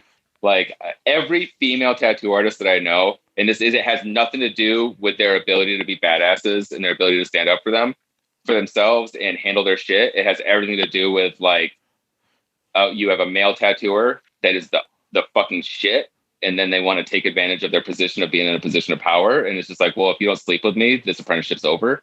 And I've seen so many female tattooers that had to bounce around from 4 or 5 different tattoo shops before they finally found somebody that was like just a legit person that wanted to teach and not trying to fuck them. It's like that in so many artistic entertainment industries. It's so fucked. Yeah, I mean, like, I don't want to like harp too much on this situation because I can't speak for you, but I am a white cis male, so I have all the privilege in the world, so it's hard for me to like have any opinions on stuff. If for the fact of, if you're an inexperienced, attractive female, you can walk into any bar and ask for a job and they'll hire you. Like, unless you're like, some crazy reputable bar that only hires people that have had 30 years of experience and makes crazy fucking cocktails. But if you walk down a Bourbon Street or like some like turn and burn bar and you're like, hey, I want to learn how to bartend. Cool. Get in here on Monday.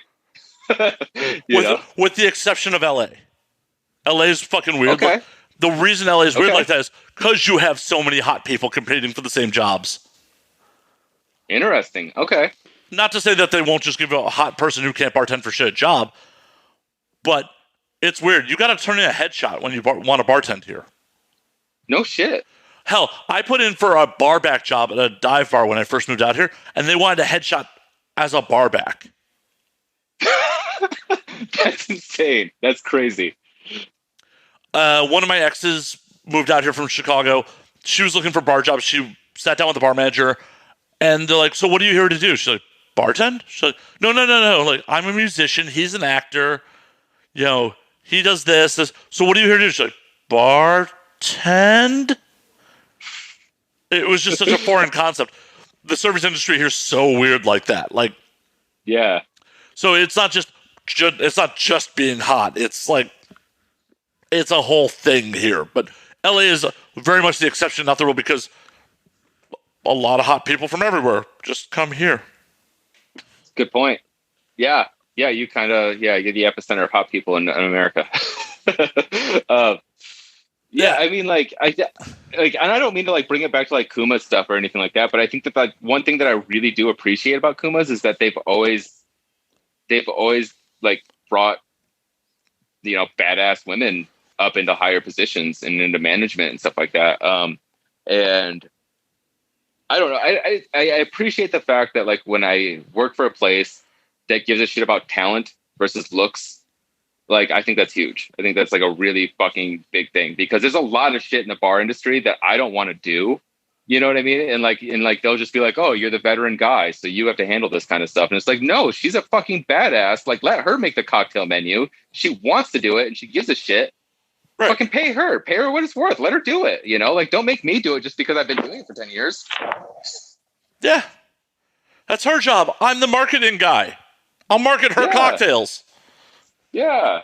And I mean, like, that's, I don't know. I think that's fucking one cool thing that, like, obviously when we were catching heat and stuff like that, nobody mentioned any of the positive shit that Kumas does. Nobody mentioned the, fucking 12 years of partnering with a different nonprofit every fucking month and, raising money and working with local artists. And we've fed every local band that's ever came in for free. But I get it. I understand it. Like, none of that stuff matters if you're a piece of shit.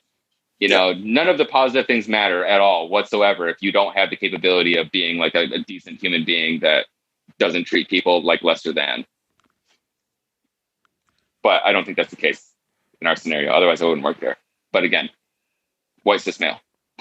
Yeah. People will have many arguments against me, so I understand where they're coming from, and I'm not going to argue against that. As a white cis male, you still have eyes and ears. If you saw things that you didn't agree with, as you just said, you'd walk out. Just because they don't affect you doesn't mean that you wouldn't see them.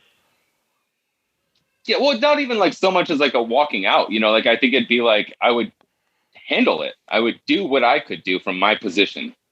And like, if I don't have the capability of fixing it or having an impact in the situation, and I feel like it's not going to change or improve, then yeah, I would get the fuck out of this. Get out of there. Like, that's my reputation on the line as well. I didn't move to Chicago for like this rare opportunity to serve at Kumas for the rest of my adult career. I'm here to build a reputation and do something. Like, I'm also a musician. I'm also an artist. Like, I'm trying to do something in this community that's very much attached to this brand. I am taking a huge risk, like if Kumas fucks me over, I'm going to be excommunicated. So like I don't know. In my opinion, that says a little bit. That you're, yeah, 100%, that you're willing to risk your reputation on the reputation of a corporate brand that you believe in. Well, in being attached to it. Yeah. So, yeah, I've been canceled a handful of times. Not me personally, but I have been through cancellations. Really? I've been canceled on the opposite spectrum. I've been canceled by Trump supporters. What I happened? texted you a little bit about this, but I didn't give you the full story. I don't even know if I have one on me. Let me see if I do. So I ran a black metal coffee shop in Pittsburgh. I co-founded it with my business partner at the time, and we were a black metal coffee shop with a lot of punk rock mentality. And we had zero intentions of ever apologizing for any fucking thing that we ever did. When we opened, it was 2015. So we're talking like the transition into Trump world. And a lot of the inspiration actually came from like Kumas and Dark Matter, to be honest with you. Like I thought they were both very cool companies that did what the fuck they wanted and never apologized for being they were unapologetically what they fucking wanted to do with their brand, regardless of the fact that one was coffee and one was burgers. They still partnered with incredibly awesome musicians and artists and did really cool shit. Kuma's doing multiple huge music festivals and open air and stuff like that. Same thing with Dark Matter. I remember the first time I walked into Dark Matter, they had a copy of the most recent Refused album on cassette tape. And all you had to do was buy a bag of coffee to get that cassette tape. And Refused is one of my all-time favorite punk bands that exists. And I was just like, you're the coolest coffee company in the world. Like, that's fucking awesome. Hell yeah. Hell yeah. So, like, when we started this, the original intentions was to create an independent, small music venue that supported, like, the local bands and the local artists. And we wanted to be a local art venue. As we existed and Trump came into presidency and he continued to just say the most outrageous, insane fucking things on a regular basis where you were just like, how can somebody in a political position say these things out loud, let alone be the president of the country? Eventually, like as a metalhead and, somebody that rebels against any sort of form of authority, we started to like do things that were anti-establishment, anti-Trump specifically. And the one thing that I wanted to try to figure out was how do we create a retention, like the punch card. Sorry, my thing fell off. So what's interesting about that is I probably still have it in my wallet. Is I have a Dark Matter punch card somewhere in here where I still have one punch removed from it, and that was where the idea came from. Was like, how do I create a punch card that people aren't going to want to throw away or they don't care about using? You know. So many people that go regularly frequent a coffee shop probably have like 17 punch cards with one punch out of it, and they don't realize how many free coffees they probably could have got. So I wanted to create this punch card that people wanted to progress through, kind of like a video game almost. So I had our graphic designer, we sat down, we worked out this idea of like creating a punch card that had faces of people that were universally hated. Evangelical priests, like the TV priests that were always asking for fucking people's monies and like also regularly sucking dick and smoking meth and then telling everybody else they shouldn't suck dick or smoke meth. And, shitty politicians that, always voted against just human rights and like everybody's best interest and stuff. So we created this, this card and nobody blinked an eye at it, but our regulars loved it. And then I wish I could tell you like the specific thing that Trump did, but I just remember one day being like, fuck it, we're putting him on the card. And we put Trump as the very first one that you punch. In order to prevent theft, I ordered an 1/8-inch hole punch off of Amazon, which is like, significantly smaller than they probably use like 1/4 inches regularly at like offices and shit like that. So the effect that you get though, is if you place this punch in the right place on the photo, it looks like a bullet hole right between their eyes. So we put Donald Trump right there. I took a photo of every person on the card with a bullet hole in their head, put it on Facebook, said, come into our coffee shop, buy 10 coffees, take out a scumbag and get a free coffee. because essentially everybody on this card was pieces of shit. Right. Within about 3 hours, we had Fox News. Fox News was coming in and being like, "Hi, we're looking for the owners." And I'm turning around as I'm stalking our tiny little, independent punk rock coffee shop that nobody has really gave a shit about except the neighborhood that we were in. And they're just like, "Yeah, so we saw this thing on Facebook and we wanted to talk to you about it." And having an understanding of who Fox News was and how they were going to kind of skew this, I was like, all right, I'm going to be really delicate and really careful about how I talk to them. She wound up being really fucking nice. And the interview was really not bad. The camera guy, on the other hand, decided to focus on anything and everything that looked like a weapon. So we had vintage farming tools and dumb shit, or as decorations in our coffee shop, because they look cool. They look like something out of Children of the Corn. And we had a coffee drink that was called a shot in the head, which was 6 shots of espresso over ice. So they panned to all these weapons, and then they panned to this drink order. And that was the imagery that they used. And they basically kind of dog whistled to a lot of Trump supporters that we were calling for violence against our president. And it turned into a fucking circus. It was the craziest time of my life. Somebody mailed shit to us at one point. Somebody shit into an envelope. I don't know how. I don't know if they shit separately and then grabbed it with gloves and put it into the envelope, or if they squatted over the envelope, but they mailed us shit. That's impressive. That's fucking impressive. Right? Multiple death threats. We were attacked for reviews. They basically hit all of our Facebook reviews and Google and Yelp reviews and stuff like that. Just people just going as hard as they possibly could about trying to take us down. Which we were sitting back laughing our asses off. We thought it was fucking hilarious. I was like, you don't know our coffee shop at all. We don't give a flying fuck if any of you don't like us, because we're never wanted you as a customer to begin with. Right. The scary part, though, was I was remotely working, and my business partner called me and was like, "Where are you at?" I was like, "I'm at the gym." She's like, "Don't come to the coffee shop." I was like, "Okay." She's like, "There was 2 guys in here, plain clothes. They said that they were with the Secret Service, and they said your name specifically." And I was just like, "Oh." And this was in the midst of us getting multiple death threats. And then at the same time, my roommate had texted me and was just like, "Dude, there's been somebody knocking on our door. I don't know." And, my perspective is we have some crazy fucking rednecks hunting us down, and they want to hurt me and make some sort of example of me. So nobody fucks with Trump ever again, or some stupid shit. Because we were located next to a police station, I actually the chief of police was one of our daily customers. I'm not bragging or anything like that. I'm not "Oh, I'm friends with the cops," but they were a daily customer. So they understood everything that was going on, and they did not give a fuck about the fact that we were pissing off Trump supporters or anything. So I mentioned it to him just because I was like, "Hey, there's a chance I could be murdered. What do I do?" And he was just like, "Call the number back.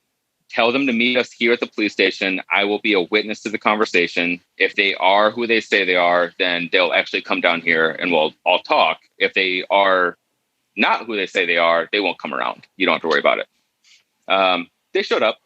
So I wound up having to fucking sit down and have this official meeting with Secret Service because they thought that we were calling for violence against Donald Trump, which was fine. They were literally just you're within your First Amendment rights. You can do this. We recommend that you stop. Maybe use a different hole punch, do stickers, something like that. As long as, if you want to end the harassment, whatever. I was like, I don't care about any of that.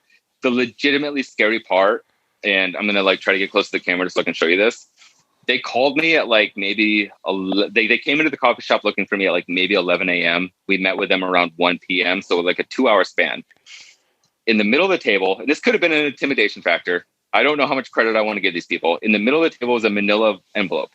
I didn't look at it until towards the end of the conversation because, of course, I was pretty fucking intimidated. I was like, I just sit down with the Secret Service. This is not normal. Right. There's a manila folder, and I noticed that it has my name on the tab. And I'm like, the fuck? So I asked him, I'm like, is that just information on me? And I mean, where's the camera here? There it is. Probably about 1/4 to 1/2 inch thick, like that. And they were like, yeah, that's just the information that we got on you in the 2 hours we're waiting for you to call us back. It's like, fuck. I was like, I don't think I've ever done anything gross or weird, but all right. Well, that's the crazy part about the surveillance state we live in. In the normal scheme of things, there's so much data that unless your name comes up in another conversation, no one's going to ever notice what the fuck you talk about on fucking AOL Messenger or whatever the fuck you've done in your life. The minute your name pops up on something, though, they can access that data immediately. Yeah. Yeah. And I mean, like, so many people are like oblivious to that. And, you know, like, it's what's weird about like the whole TikTok situation. You know, they're like, oh, China's collecting all our data. I'm like, you give it all away voluntarily to everybody anyways. Why are you concerned about China? Oh, yeah. People are so fucking dumb when it comes to social media. It's amazing. So I don't know if you're aware, I worked as a private investigator for a couple of years. No. Yeah. So that's interesting.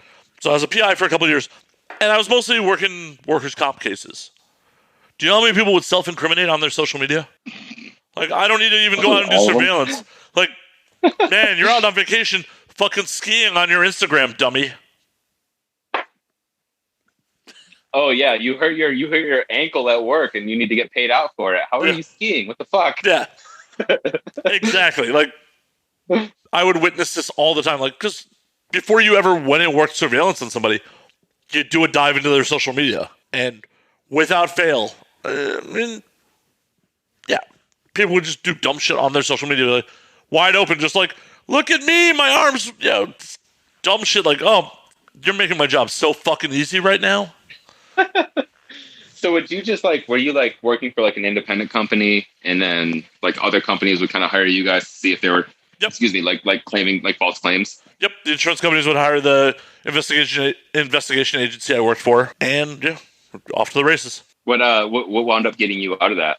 I was working for a company up until mid 2018, and I bounced to a different investigation company that was going to pay me more money, and then it turned out to be a real shit place to work. And they fired me like 5 months in. Because, they were violating labor laws, and I called them on it. They didn't like that, huh? No, not so much. The problem with fucking with your employer when they can 100%, they technically fired me for low metrics, but they have 100% control over the caseload I get. Yeah. And that's horseshit. Private investigation work, if you're working off metrics, not all cases are created equal. Like, for example, I was given a case where, hey, we have no photos of this dude. We have no vehicles of this dude. He lives in a 128-unit apartment building. He is a 35-year-old Hispanic male. Go figure it out right now. Oh, you didn't? You're fired. Well, not necessarily you're fired, but, oh, hey, you didn't get any success out of that case, so that negatively affects your metrics. That's weird. So I know this is your show and your podcast, but I'm curious, like, are you primarily just like doing content at this point? Like, is it like the Twitch streaming and the podcasting and stuff like that? Or yeah, like, I know that like you have an IMDb, like you have a history in production and stuff like that. Like, I mean, like, do you still dabble in that stuff, or is it primarily just your own brand and like the things that you do for yourself? I pre-COVID was doing a fair amount of freelancing. I still have a couple clients. Like, I produce a podcast. I produce a podcast right now for a client. I'm producing a YouTube show. I have my own content. Always looking for other people. Hit me up. I'm a whore. But yeah, I came out to LA to fucking hustle. Dude, hell yeah. It's amazing to me because I would drive fucking Uber and shit like that to, add some extra money in depending on how freelance shit was going. Mm-hmm. Pre-COVID, I'm not getting anywhere fucking near a car right now. Like, fuck that. Yeah. And I'm producing a lot of content. I am. I know I am. But I don't feel like I'm producing enough for the amount of downtime I have at the moment. Mm-hmm. And a lot of my friends are like, dude, you are so fucking productive. I'm like, no. I feel like I could be doing more. Even though I was up till 4:30 in the morning making a 9-minute fucking Fortnite YouTube video last night. Yeah, I was going to kind of point that out. I was just like, you realize you just woke up like an hour and a half ago, right? Yeah, I mean, like, that's the thing is, like, when you're in the content creation world, like, nothing is ever enough, because, like, everything is, like, little drips to, like, what pays out, So, the YouTube content is what leads back to subscribers on Twitch, which leads back to subscribers for the podcast. You know, like every tiny little content piece that you put out is extremely significant, no matter how small the reaction to it is. Oh yeah, I just edited a special for a friend of mine who's an author. He did a stage read down in Austin, so I edited his special for him. That just dropped yesterday. I'm working a lot, but yeah, I'm a crazy person. I feel like I could be working more. Would it be weird if I like ask you questions about you on your show? This is a conversation, man. Like, this is not an interview. All right, cool. Like, I'm much happier when the guest is like, oh no, let's like have a conversation versus me like just having to fire questions at them all the time and then be like, yes, no, yes. Like, this is a conversation. I want people to feel like when they listen to an episode of Now We Drink, I can say my own show, I'm going to drink more. When people listen to an episode of Now We Drink, that we are sitting at the corner of the bar, bullshitting and having a good time, and someone goes, what the fuck are those two talking about? That's what I want people to feel like when they listen to this show. Oh, yeah. I like that. I love that idea, and that was kind of what I went into it with. I mean, obviously, I got to, like, promote and market Kumas because and your music, too. And your music, too. Don't forget about your music. We're not going to forget about your music before this is over. I don't have anything recorded or anything like available for anybody to go and check out. So I don't know. I saw an Instagram story on your guitar yesterday. That was just me fucking around at band practice. We're getting ready to track right now. We're just now getting ready to record and start putting stuff out. The idea, like for musicians. All right, so this is what's funny, and I don't want to come off like talking shit. So we share a practice space with Harm's Way. Do you know that band at all? I don't. No. Okay. Anybody that's watching, and for you when you're done with this, go on YouTube and look up the Running Man meme. But I don't know if you ever, and God, Bo's gonna fucking kill me for making this any bigger than what it actually is. Those videos of like that super fucking buff metal singer where they're putting like Cotton Eye Joe and like fucking random other songs to the pit opening up and people doing like the Running Man dance move for hardcore shows. That's Harm's Way. They blew the fuck up off of like being memed. And I actually interviewed them for Kumas and talked about it live on Instagram, and they don't care because they're like, it makes us a shit ton of money and we get a ton of shows off of it. So we don't care if you make fun of us. We share a room with them, and they have legitimately paid rent every single month since we got the room for the past 4 months, and they haven't set foot. They haven't even unpacked their fucking equipment. And I'm not talking shit because they've been an active touring band, so they're going to work at their own pace and do whatever the fuck they want. But being a musician, like we're doing everything that we possibly can with whatever amount of free time that we have with this downtime, because there's no concerts happening right now.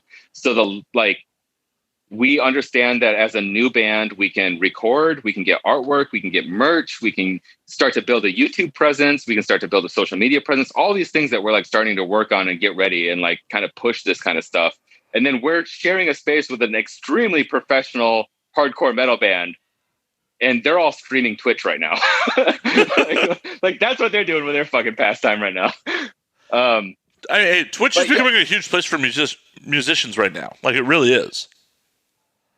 Keith from Every Time I Die is fucking hilarious playing Call of Duty and shit on there. Hell, one of the self-promotion time, guys. Sorry. I formed a group called You Laugh We Die for all my Twitch stuff. And hell, one of the members of You Laugh We Die is Raymond Bozio. He's Terry Bozio's son. He is still a active touring drummer. Like, and he is out here gaming and fucking doing live drum streams on Twitch. So when the shut-in notice hit Chicago, Every Time I Die was probably the last concert that happened in Chicago. And obviously I was there. And it was a sweaty, gross, disgusting, person-on-person, crowd surfing, fucking mosh pit show, like crazy. Where were they playing? They played, God damn it. Metro? I think it was the Metro. Hell yeah. It was fucking great. And they played, it was the Hot Damn, I don't remember what year anniversary. I don't want to like date them and age them any more than they want. But yeah, it was like hot damn from start to finish. So it was not a fucking concert that I was going to miss. And it was crazy. And of course, like there was like one of those things where like, are they going to have it? Every other show shut down that night. Like there was no other concerts happening. And every time I just kind of said, fuck it. And they were going to do it. And I'm not trying to bring heat on them. I don't think anybody should fucking go after them for having the concert or not. But it was a goddamn blast. And then when we shut down, literally like 3 weeks prior to the shutdown, I got offered the job as brand ambassador for Kumas Corner. I was like, yes, I can't wait to do this shit. And then it was just like, we're not doing anything. So I had to figure out how to still make the brand relevant and do stuff for the company. So I started hitting like just friends of the brand up and being like, hey, do you want to do some Instagram interviews? Because everybody was just sitting home, not doing anything. And I mean, like I had the fortunate ability to interview like a handful of people that normally would never be available to do something like this. And even if they had the time, they would not agree to do it because they have so much other shit to do. But people are bored. They're like, fuck it, I'll talk to you on the internet about whatever the fuck you want to talk about. But the point being is that like every time that I would talk to these people and I would have conversations, it was always like, yeah, I'm just making internet content, just putting stuff out, trying to either start twitching and play video games, or like, I don't know if you've been paying attention to like Charlie Benante from Anthrax's like social media and what he's doing, but he's like teaming up with tons of metal musicians and doing covers of old Stormtroopers of Death and like all these different crazy, awesome metal bands and stuff. Oh, I've seen a bunch of that. A bunch of the social distancing videos and all that shit. Like, hell, fucking Machine Gun Kelly's done a bunch of interesting shit. Yeah. I went from like being annoyed by him because of the stuff that was going on with Eminem to like being like, all right, dude, this is pretty fucking prolific. Like, does not give a fuck. He'll put out whatever he wants to do. Honestly, in that beef, I actually liked Rap Devil better than Headshot. Really? Yeah. I guess I went in a little bit biased because I didn't care what they were beefing about, and I just literally cared everything about what was on Kamikaze. And I was just like, dude, Eminem fucking destroyed that album. Like, just fucking crushed it with like what he was rapping about and like all the wordplay and shit. Oh no, Eminem was phenomenal on his wordplay. I just like the verse chorus verse more than I like what Eminem did with Headshot as like formatting on the music versus the lyricist part of it. Yeah. I mean, like, fair enough on that. Like, I honestly, like, there's no metrics to declare a winner on that kind of stuff, it's just kind of like fan based. But fucking kudos to MGK for like having the balls to challenge fucking Eminem. Like, Jesus Christ, dude. Yeah. Like, he's young as fuck going after a legend like that. There's a lot to say just about that, But so many musicians and artists kind of went towards trying to figure out the streaming and digital content creation and putting stuff out. And a lot of people went towards not making music, like, which was really weird. Like, so like I interviewed a lot of musicians during the time, and, granted, like, people had very legit reasons. Like, there were like band members that had, autoimmune issues, and like, like they were like boarding themselves off from all existence, like they weren't taking any chances. But there were some bands that were like, dude, this is the first downtime we've had in 10 years. We're going to chill. I'm going to hang out with the family. I'm going to watch some movies. I'm just not going to give a fuck. This is the first time in forever that the label has not wanted us out on the road, or we didn't need to go out on the road in order to make money. But in my opinion, it's just like, fucking create, make stuff.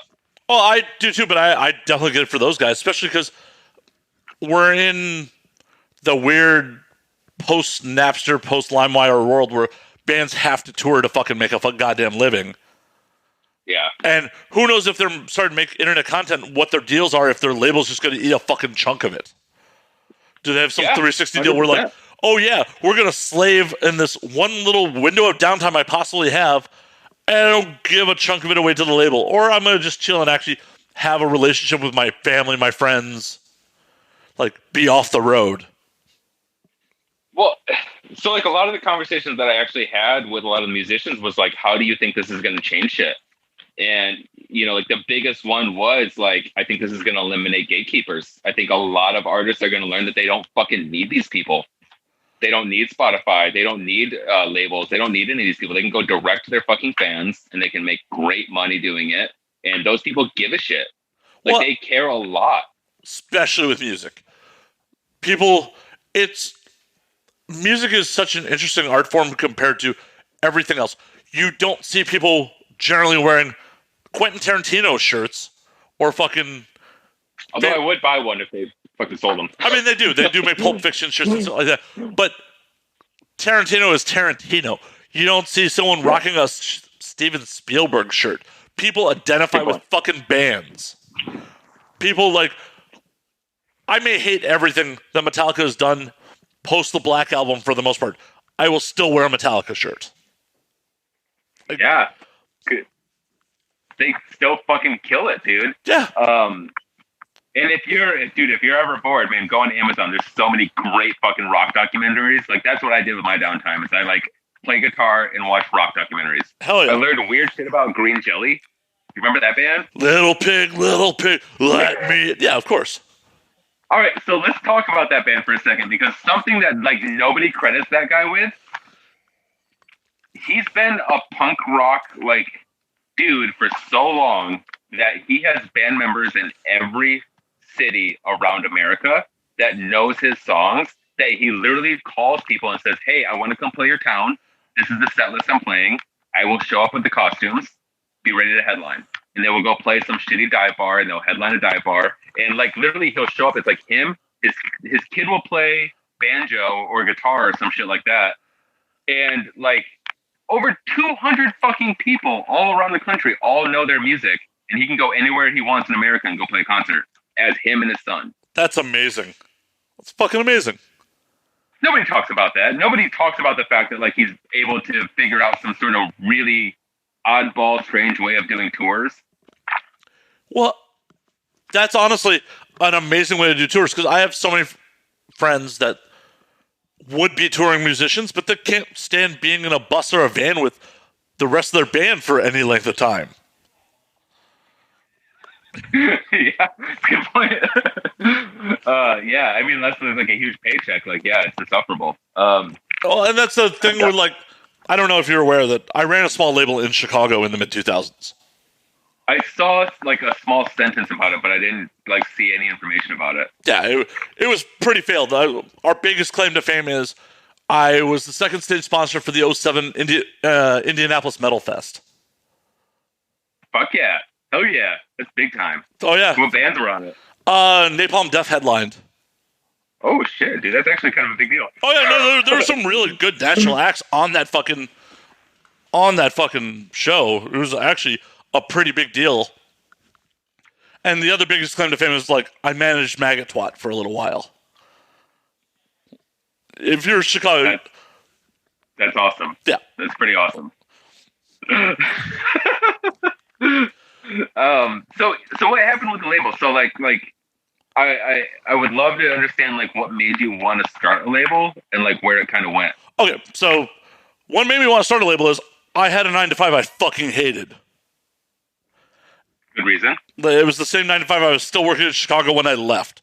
I was at that job. I was at that job for a grand total of 11 years. Like, it paid well, but I fucking hated it. And I went, okay. In 2006, I'd been there 3.5, 4 years at that point. I'd bought a sports car, I bought a condo, hated the fucking job, and went, well, what do I want to do that would actually make me, like, I'd actually enjoy it? Well, I like going to live music. Well, I have no musical talent. I have zero musical talent. Like, I tried to be a drummer in high school. I am not a good drummer. I'm not a good drummer. Not a good drummer at all. And I went, okay, well, how do you make a living off wanting to watch live music? Oh, well, I don't have the money to buy a venue. Well, I'll start a label. So I just decided to fucking start a label. This is the heyday of MySpace. So one thing that I loved MySpace for over Facebook is MySpace was so great for discovering music. Yes. Dude, like my band toured off of MySpace. So many bands toured off of MySpace. It was just a matter of like, hey, your band sounds like my band. Can we come play in your town? Like, there was so much of that shit. Hell, because venues had MySpace pages. We set up a couple tours, literally looking for similar sounding bands that had played that venue in other towns, and then would contact that venue and be like, hey, can we play here? Yeah, dude, that was the heyday for like the whole hardcore and like underground metal scene, man. It was just like any band that could get together a set could tour Oh when yeah. MySpace was around. So I went, okay, I'm gonna start a label. I scoped MySpace for local acts that I liked their sound. Like it was just purely stuff I liked their sound. And I rolled out. I think the first band I worked with was going by Makeshift at the time. They were out of Wheaton. I rolled out to the Burbs. Okay. Saw them play like a fucking bowling alley or some shit, and approached their lead singer like at the bar and like, hey man, I love how you guys sound. I'm starting a label. Let's talk. And from them, I met other bands. I found other bands on MySpace. At the heyday, I think I was working with 4 or 5 bands. We put out 3 albums, 2 of which are still available on iTunes and Amazon Music, and I don't know where the money goes if you buy that album. Okay. Like, I literally, if you buy that album, I don't know where the money goes. I know how that goes. Yeah.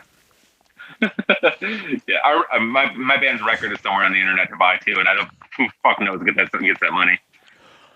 So I dropped a lot of money, and I dropped a lot of money in bar tabs, and I spent a lot of money foolishly because I was making pretty good money, and I went, whatever, if this doesn't work out, I'll just bankruptcy out of it. Don't care.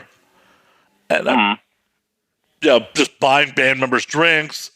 When we did Indianapolis, like I paid for the acts to get down there. I was spending way more money than I should have, especially for the Was it like a legit like LLC and like all that shit? I was an S corp, yeah. Oh, it was an S corp. Oh, damn, fuck. Yeah, no, I did it right. Business wise, my spending wasn't right, but my actual like business plan was. I mean, I pressed fucking a couple thousand units of each album, but I also worked with some people that they're talented artists. It's unfortunately one of the problems with Chicago is people have that Midwestern mentality where they're comfortable and don't want to take a risk. Like one of the bands through MySpace, I was able to like there was a party night in New York, like once a month on Fridays that would like have some decent bands headlining, and I reached out to them like, "Hey, we could get you guys on this gig in New York City in Manhattan on a Friday night. Let's go. I'll drive out there with you. Let's do it. And the band's like, nah. Let's just wait till we can book out a whole tour there and back instead of just going all the way out to New York for one gig and come back. I'm like, really? This is an opportunity. We have this opportunity now. We don't have other gigs lined up. It's a fucking 8 to 12 hour drive. There's 5 of you and me. We take turns driving. We can make it there in a day. Mm-hmm. We turn out the gig on Friday night. Maybe we stay in New York on Saturday, see if someone else wants to put us on somewhere. We come back on Sunday. Like, I was willing to do that in a heartbeat. And they were just kind of like, Yeah.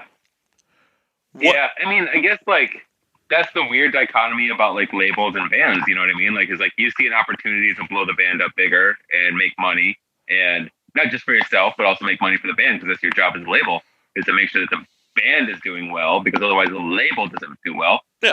But the band is the artist, and if the band is feeling lazy and they don't want to do anything, or if they feel like they're comfortable in a scene that has way too many venues to play at, why would they go out of their way to do that shit, you know? And you're just like fucking like banging your head against the wall like, I'm gonna go broke. Right. Well, and I had to have a real conversation with that band and be like, hey, what do you guys really want? Like, Roadrunners A&R is not going to randomly walk in here and buy your contract out from me.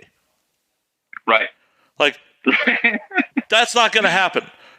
If you guys want to do this as a hobby and stay at your blue-collar 9-to-5 jobs, that's cool. I'm just going to stop investing money in you. Yeah. Yeah. Steve Albini's busy. Sorry. Yeah. Just be straight with me about what you guys want. Because when I started doing business with you, you guys said you wanted to be a fucking touring act. And you're going to have to understand that, we're going to have to spend some time in a van. And I'm willing to come there with you. It's not like I'm just going to send you out on your own. I'm willing. to fucking tour manage you on this to make it fucking work. And that's what I learned in the grand scheme of things of running labels. I am much more comfortable being someone's manager than I am being a label head, because there were times where I had to make decisions that were more beneficial to the label than my artist because they came into conflict. And as the label head, I have to make that choice for the label. If I was at the end of the day, you're running the business. Right. But if I was your manager, if my business was to make sure that you succeed and just you succeed, I'd feel much more comfortable about it. Like, for example, that band in particular, they were tracking their album a couple months before the Indianapolis Metal Fest. I'd put the money down to Second Stage sponsor it. I'd put money down for the hotel rooms. I'd put money down for like banner, booth, merch, everything to be set up at the Indianapolis Metal Fest. Their engineer was fucking around and like might not have had the album done in time. I'm like, if you guys don't have an album that I can sell at that festival, I'm going to book someone else. I'm going to try to recruit to the label from it instead of you guys. And they're like, what? Like, you fucking heard me. I have a main stage spot for any band I choose as part of my deal for this. You guys are already on the label. I'd love to showcase you. But unless I have an album and merch to sell for you guys, I could definitely recruit another band with that spot. Yeah, it's practically pointless for you to put somebody on that doesn't have content to like make money off of. Right.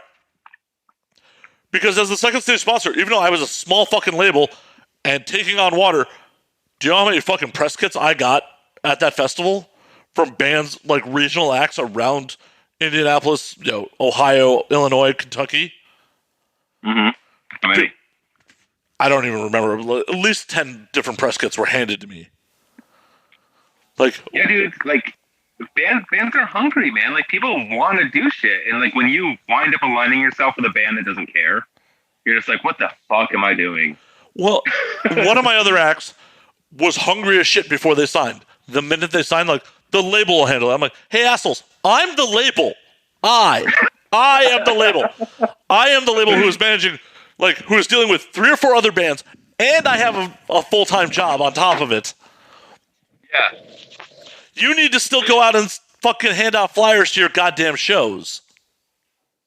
Well, I mean, like, I feel like a lot of, and this is like to the benefit of the artist is, my pixel buds are getting low. Oh well.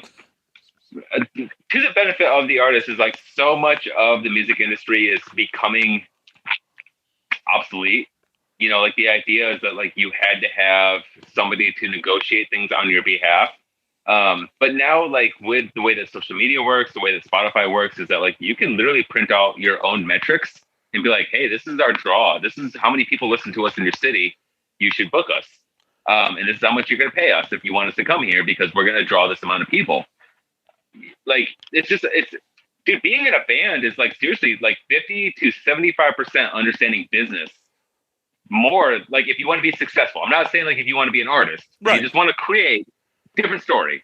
But if you want to be successful and you want to make money and this is what you want to be your job, understanding the business around like selling and marketing art will get you way further than just being a talented musician. And I know that's like sucks to say, but that's the truth. That's the honest. Well, and honestly, if people understood that 15 years ago, I wouldn't have needed to be around.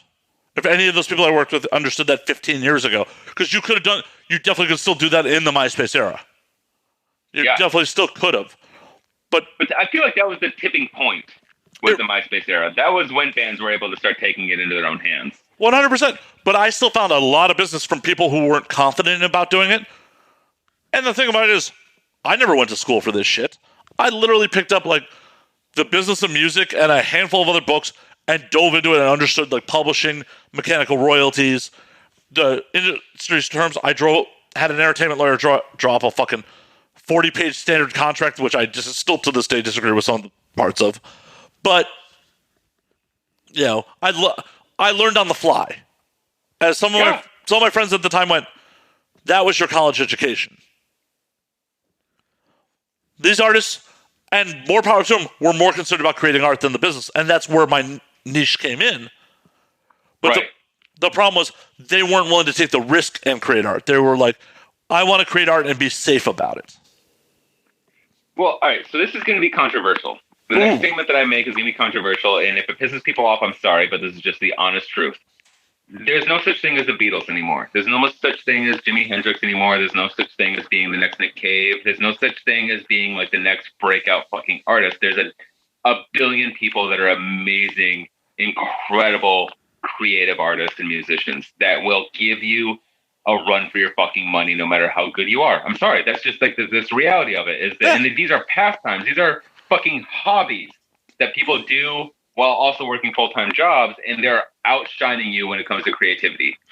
The reality is the people that are successful are the ones that understand marketing and social media, and they understand how to create hype and how to create a buzz.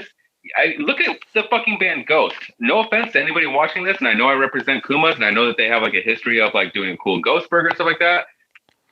Dude, Ghost is garbage.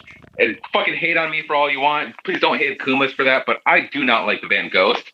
But god damn it, do they have a great fucking marketing gimmick. And holy shit, is that dude a goddamn genius when it comes to like what he built out of that band. Hell yeah. That's the difference between an amazing, incredible, phenomenal like musician that has no idea how to do marketing and somebody that can play 3 chords and guitar but completely understands how to make people pay attention to them. 100%. And on top of that, I used to say this to my artists all the time, drive will get you further than talent any day of the week. 1,000%. 1,000%. Yeah. If you show up and you're willing to play a show to 20 people rather than like only showing up for a paycheck, that's how you sit at a merch table and you have a conversation with 3 or 4 people, and those 3 or 4 people have an actual intimate connection with you, and they vouch and they tell their friends, buy this record, listen to this band, they're awesome people, I love this band. I really only give a shit about maybe 3 songs on the whole album, but I love everything that they have to do, and that's why you should care about them. That's more important. That's so much more important than showing up for a paycheck. 100%. And also, when you play for those 20 people, play for those 20 people like you're playing for thousands. Yeah. Like, yeah, man. The world's different, dude. When it comes to like the artist world, like everybody thinks that they're unique and they have something special to say, and there's so many fucking people that are willing to do it better than you. And I know that's a dickhead thing to say, but that's just the honest truth. You live in LA, man. Of all people that understand that, you know, like you have to have a headshot to be a bar back. Yeah. That's fucking crazy. Yeah, exactly. That's LA. And it's one of the things I love about LA, though, because everyone came out here to fucking do something. Some of them are fucking delusional. Some of them will never fucking make it. But to be surrounded by people that are all here to try to fucking do something is fucking inspiring. And so if I still lived in Chicago, I'd probably be at a Barcelona at Exit fucking 4 or 5 nights a week, drinking myself to death, doing a fucking job I fucking hated, just because, like, I hadn't thought of the next thing that I wanted to try to do to try to stop doing that. It's part of the reason I fucking left. On that note, I was always curious, how'd you wind up being involved with the adult world? Well, that's actually also Exit. That was Exit? Okay. So, Exit used to do TNA Tuesdays every Tuesday night with, at that point, there were 7 Burning Angel performers that lived in Chicago. Okay.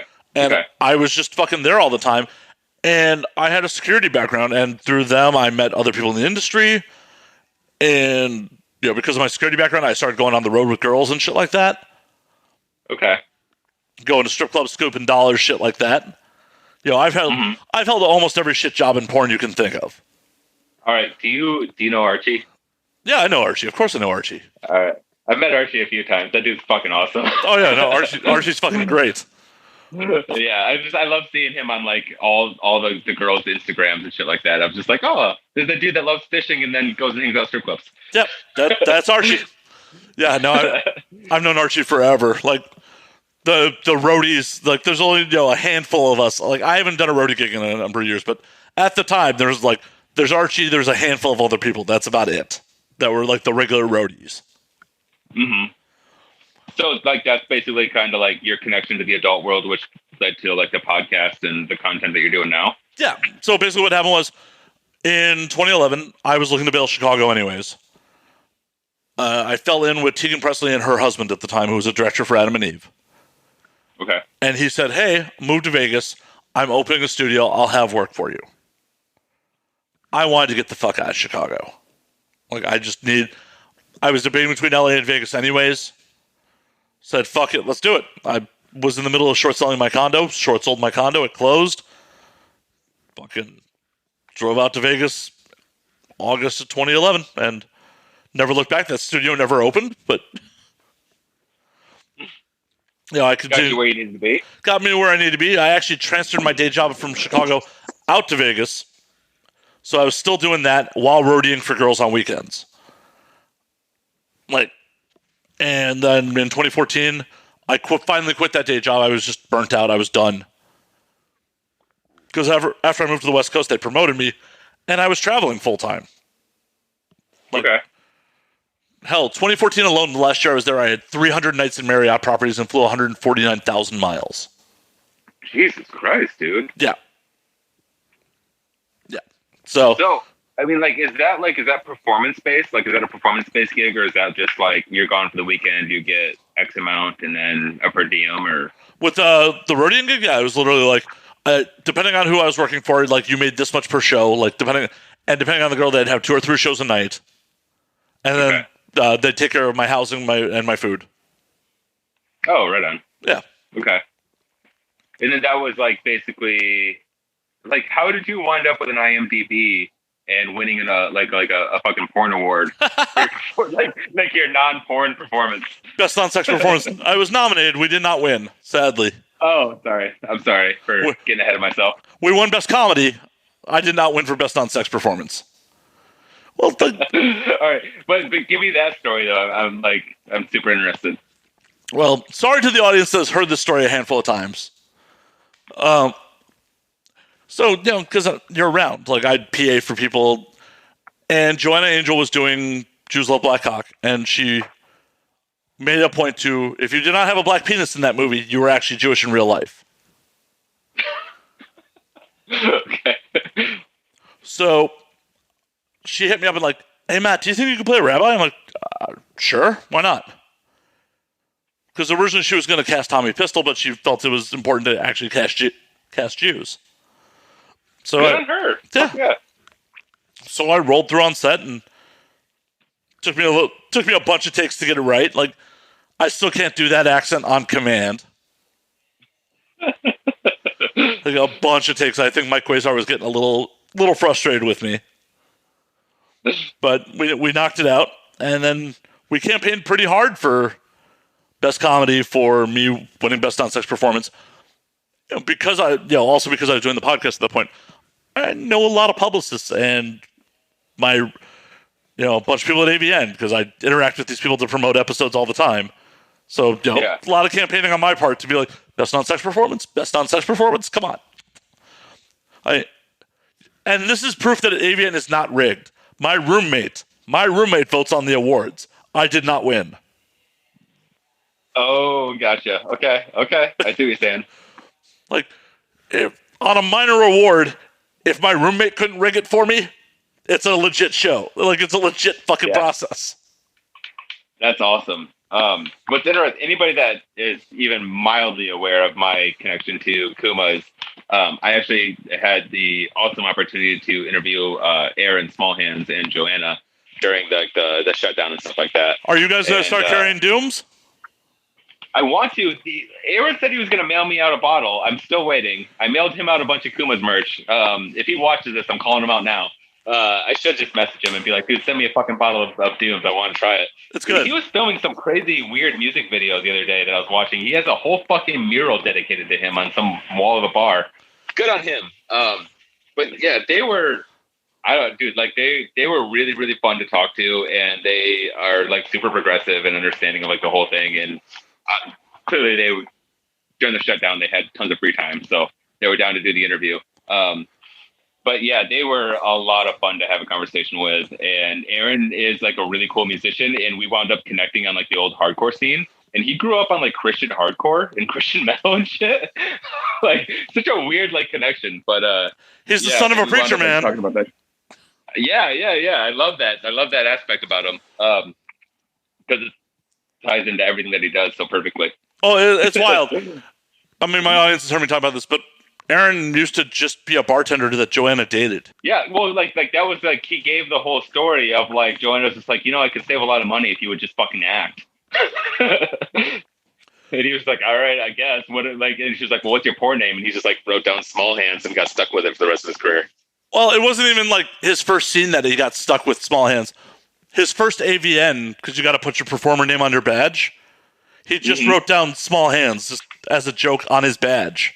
That's how he got stuck with it? Yep. Another mutual friend of ours who I met through Aaron named Mark Aces had big hands on his badge that year. There's small hands and big hands running around. I actually had to babysit Aaron at his very first AVN because he's just Joanna's boyfriend at that point. Joanna's like, show him around. Like, I still have footage. I mean, Xander's going to hate this. I have footage of me, him, and a couple other people carrying a very drunk Xander Corvus out of a hotel room at like 10 a.m. Dude, like, all right, so like I've had a conversation with a few people that regularly attended AVN, and apparently like AVN used to be a fucking blast. Oh yeah. And like now it's like super PC and kind of boring, and people are too scared of the AVN flu to hang out and do anything other than sign autographs and then do the award ceremony. I don't know. I'm speaking completely out of school in that situation, but I have not gone in 2 years because it just last time I went was the 2018 show, and I got the fucking AVN flu in the middle of AVN. I lost a fucking day to like fucking like night. I was in bed for 16 hours at one point on Thursday during AVN. I got invited to go last year, but it was like the first day. It was like, come out, I can get you in. And I was just like, yeah, okay, let me just like change everything that I'm doing and fly out there. I was like, if you would have just gave me, I don't know, maybe a week's notice, I could have came out. It's still a good time, but it's not quite as crazy as it used to be. I feel like that's probably the whole industry, you know? Yeah. The problem is there's just like any other thing in entertainment. There's too many camera phones around. You can't fucking just be fucking ignorant in public anymore. Yeah, well, and it's in Vegas where it's like debauchery 24/7 because alcohol is flowing like crazy. And the whole point is to get you as fucked up as possible out there. So that way you spend money and act like an asshole. So yeah, I mean, clearly things have gotten a little bit more PC and regulated, you know? I know. When I used to go, people would be regularly banging in the bathrooms. Oh, shit, was it like AVN 2013? Two of my friends got kicked out of the Hard Rock for having sex in the bathroom, like right by Circle Bar. Shit like that was regular. It was a regular occurrence. And it's just like the last couple of years was just kind of like, I'd rather not spend this money to get the content because I could just get better content in LA with people. I know plenty of people have enjoyed my AVN content from doing the show there, but it's never a true representation of the show because I have people for like 10, 15 minutes. Yeah, I've listened to like a handful of podcasts from people that are trying to do content out there, and it's always like, so I have so-and-so for a whole 10 minutes. How are you? How's AVN? What's going on? And it's always like the same like small condensed questions. It's like, all right, thank you so much for your time. And then it's like the whole episode is literally an hour of 10-minute clips of interviews. 100% mine is too. I at least asked people last AVN I worked like, so what's your wildest AVN story? Go. That's probably way better, especially if you're trying to deal with 10 minutes worth of like having somebody. Yeah. Just like, what's your wildest AVN story? Go. Great seeing you. See you later. Deuces. And then. Yeah. And there's some really good stories. Daisy Ducati got kidnapped by Coolio one year. Dude, that's a crazy story. Holy shit. I'm going to have to go back and listen to that episode. Do you know what number that is? It's a live from AVN 2018. It's got to be like episode 8. So it's technically the 100th episode of the podcast, but it's like around episode 44 or 45 of the Now We Drink branding of the podcast. Okay. Because I wanted to ask you about this, but I didn't know. I have a feeling that you probably don't give a shit. But didn't you start off like having co-hosts? Like, wasn't like Goth Charlotte, like, wasn't she one of your like original co-hosts? So Draven Star was my original co-host. And Draven Star, okay. Yep. Yes. Draven was my original co-host. Charlotte was living with Draven at the time, or shortly after we started doing the show. So Charlotte was around all the time. Gotcha. Okay. And then you've kind of like gone back and forth from being like soloed and like having like co-hosts and stuff like that. I haven't actually had a co-host since 2017. Oh, okay. Sorry, I don't like to the fans. I apologize for not being accurate about that kind of stuff. It's okay. They'll just crucify you on the internet. It's fine. Used to that, bro. Yeah. Fuck Kumas. Fuck Nick. How could he not know this shit? he hates Trump and he hates all other things. Fuck him. No, Draven and I just went different directions. Like she was more concentrating on, doing adult work and couldn't dedicate the time to doing the podcast. So I made the decision to move on without her. I felt the need, since we started the podcast originally together, to rebrand with arguably a much better name. Unfortunately, the original name is really witty, if you know what it means. The original name is the 288 Podcast, which is California Police Code for Lewd Conduct. That nobody ever fucking got. The only people who ever fucking got that was me telling a cop at a bar about it. He's like, that's a great name. I'm like, fuck, of course the cops get it. Because no police code. Like, God damn it, you're not my ideal demographic, you son of a bitch. Right? Like, you're not my demo. Oh, man, that's funny. But I mean, dude, that's kind of like the MO for a podcast in general, though, is that like, it's a long game. Like, there isn't like an immediate payoff whatsoever. Like you're probably within like the last year or so, you're probably seeing like dividends and like seeing growth in the actual podcast realm. Well, and because for me, honestly, I see much more financial success producing for other people than I do from out of And Now We Drink. And Now We Drink serves much better as a portfolio and a reel for my work than it does for generating money itself. Well, that's kind of what I was going to say, is that like having the credit, having like the background and that kind of stuff, is you can go to somebody and be like, clearly I know what the fuck I'm doing. Pay me to do it for you. Oh, I just got an offer from a podcast network to handle their overflow producing and editing. And I met with their chief engineer for training. And 20 minutes into the training session, I'm showing him my YouTube videos because he's just like, so do you know about this? He's like, actually, I didn't.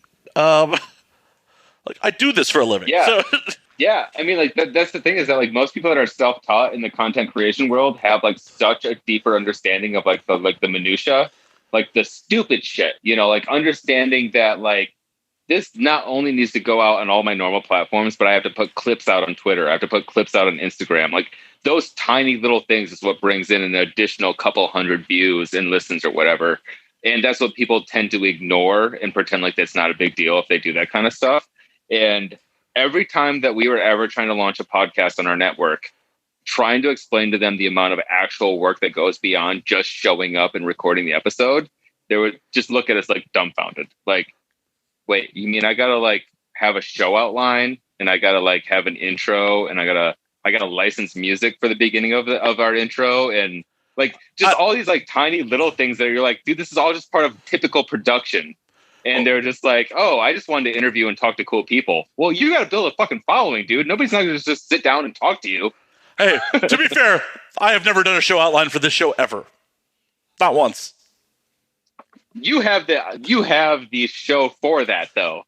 So, like, if you named the show And Now We Drink and then had a show outline, you would have probably more people telling you to go fuck yourself and not wanting to do it than if you didn't have the outline and just did the format that you do. Well, and I do have things I want to touch on generally in my head. It's not like we're all going completely willy-nilly, but I'm more than happy to chase tangents down whatever rabbit hole they fall. So yeah, that was like always my method of madness. Like when I was doing the interviews for Kumas. So I remember the first time I interviewed Charlie from Anthrax, I was nervous as fuck because I'm like, goddamn legendary metal band, like there are people obsessed with this human being. There are people that know details that he probably doesn't understand about his own life, and I'm going to try to have a conversation about this guy, and I'm going to try to do them service and hopefully not piss people off. And during the conversation was fine. It was, a wonderful interview and stuff like that. And then afterwards I had a friend and he was like, dude, you don't work for Drummer Magazine. If you work for Kumas Corner, it's a metal burger bar. You're fine talking to him about stupid shit. It's totally okay. I agree. I 100% agree. I had Dino Cazares from Fear Factory on a couple of years ago. And we just got a bunch of Dino from Fear Factory. Nice. And he's in my apartment. My friends who know me were like, you sounded so geeked out during that whole episode. I'm like, yeah, I have Dino telling me tour sex stories and apologizing to his wife before he tells them. Dude, that's the best, man. Like that's like seriously like the best opportunities. And when you get people like having casual conversations that you're like, I'm not supposed to talk to you. Like, we're not supposed to be in the same room. What the fuck is going on right now? 100%. Like, I listened to your band in high school, and you're in my living room telling me about Australian groupies. Like, yeah. Dude, and like, yeah, and like the whole time you feel this pressure of I'm supposed to be a good interviewer, but like the cool thing about your format and your show is you're just supposed to drink and have fun. Yeah, exactly what I want. Like, I don't want to. I never want to put anyone out, but I also don't want to let anyone just like. I don't want to not challenge people. I want to challenge people if they say something that's completely off the wall that I don't agree with, but I also want to stay fun. That's the balancing act. I do have to run very soon because I have a stream starting in 15 minutes. Absolutely. Obviously, I would be a bad Kumas representative if I didn't talk about the Denver opening, September 14th. Anybody that's still with us, we are opening a brand new location in Denver. I know that we just got drunk and rambled about a bunch of shit. As we do on this show. That's what we do here. Yeah. But we are opening a brand new fucking store September 14th in Denver, and it's in the Rhino Arts District, and I'm actually really fucking excited about it because Denver's amazing, and there's so many great fucking doom metal bands in that area. Did you ever hit up True about collaborating with them? True doesn't like us right now. Really? They were on board, and then when I like was like, hey, we have an opening day, and they were like, they were a little standoffish. Nothing against them. I understand their position. But they're a great brewery. I've actually worked with them before in Pittsburgh. I used to run a metal brewery festival with a couple friends, and like they had way more to do with it than I did, but I was involved with them. And they're a fucking fantastic fucking brewery, but they saw the articles and kind of told us to go fuck ourselves. But I'm hoping to have an opportunity to go out and like actually talk to them one-on-one and just be like, hey, like maybe if we actually had a conversation, I can give you a better understanding of what actually was going on. I hope so, because I really like their sours. I really do. Dude, they're a great brewery. And then there's like Black Shirt Brewery, which is really awesome. It's like down the street. There's a lot of really fucking cool places in Denver. I'm really excited about being out there. We have a really awesome dispensary that's right across the street from us. Nice. I really wish like it wasn't COVID and I would happily come out there for it, but I'm not traveling in this. Like, I don't recommend it. Yeah, dude, stay there. Don't leave your fucking apartment, man. You're in LA, dude. There's nothing safe out there. No offense. No, believe me, I'm right there with you. I would love, because it's been a couple of years since I've gone to Denver. Like, I would love to, obviously the Kumas. I'd love to go back to the Buckhorn Exchange. The Buckhorn Exchange. I've had nothing but good times. Like, dude, even me going out to Denver, like me talking about the fact that I'm going out there in a week is like, I'm apprehensive about that because of like the way that people are acting about it on social media. Like, I travel responsibly. I wear masks. I social distance. I try to stay as far away from other people. And that was before COVID. I fucking hate people. But, if I were to share shit on my social media, like, hey, look at me at the airport and stuff like that. Like, dude, you catch shit left and right of people just being like, what the fuck are you doing? You're irresponsible. You're a piece of shit. Some of it's necessary. I'm not traveling to go out and see the Rockies. Right. I have to go out and do work and train bartenders and stuff and like teach people how to like talk about our food in a way that makes sense and not just be like, hey, we got big burgers with weird things on them. Right. No, I told you, it's a business trip. It is. When COVID is over, if you guys haven't opened an LA location yet, hint, hint, I will come out to Denver for sure. Dude, like I said, I told you, I want to push for an LA. I mean, like my professional career at this point is like trying to work for a company that just has locations in all the cities that I want to visit on a regular basis. So if we can get like something in LA and something in Austin and something in Portland, I'd be stoked. My Austin friends would be all about it. I was talking to them and they're like, yeah, we would love to have a Kumas down here. I mean, dude, like metalheads love like anything that kind of like caters to them. I'm a metalhead. That's where I choose to go. I want to go to the places that like play the music I like, and the bartenders are people that I can have conversations with and not feel weird about it. Hell, my biggest beef with the original location is like, I wish the food wasn't as good because it wouldn't be as fucking busy. Like, I actually want to hang out here, but I can't because they got to turn over the fucking table because the food is so good that it has a line out the goddamn door. Yeah.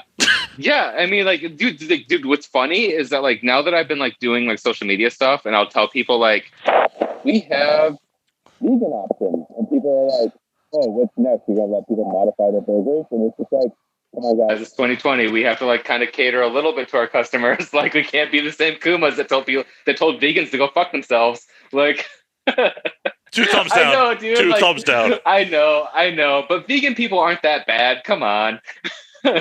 Yeah, bring back waffle fries then. If you're going to cater to people, bring back waffle fries. I agree with that statement. I'm not fighting against it, but I'm not the culinary director, so I don't get to make that decision. Like, the pulled pork fries were so good with waffle fries. I mean, they're not bad with the fresh cut fries, but with the waffle fries, it was like a good shovel for the pulled pork. If you're gonna suck it up and cater to people and have a vegan and vegetarian menu, I want my goddamn waffle fries back. I was willing to not deal with waffle fries when you're like, we don't cater. No exceptions. The meat isn't frozen. This is the menu. You're gonna fucking eat it. But now that we're gonna be all hoity-toity 2020 and cater to people, I want my fucking waffle fries back. You can tell the owners. Deal. I'm gonna clip out this section of the podcast and I'm gonna send it to the owner and be like, listen, where the fuck are the waffle fries? Well, my fucking waffle fries. But on that note, I really do gotta run. Nick, it has been a goddamn pleasure. Please tell everyone where they can find Kumas, where they can find Kumas Demos, where they can find your music, like all the things. But I have a stream I have to start in 10 minutes, sadly. Absolutely. Dude, no, and I appreciate all the fucking time that you gave me, man. The conversation has been wonderful. KumasCorner.com. At Kuma's Corner, and then add any city after the fact. Kuma's Corner, except Los Angeles. Kuma's Corner, Denver, except fucking Los Angeles. Soon, hopefully. The rumor is, and don't fucking quote me on this, but the rumor is every year and a half we're trying to do something new. I can't say a new store, I can't say a new city, but we're trying to do something new. Keep an eye out on our social medias for like new merch drops. If anybody that understands our brand, you know that we do like really interesting parodies of band t-shirts. We're doing a very specific electric with wizard shirt soon. I'm fucking proud of that one because that was my doing. I was the one that pushed for that one.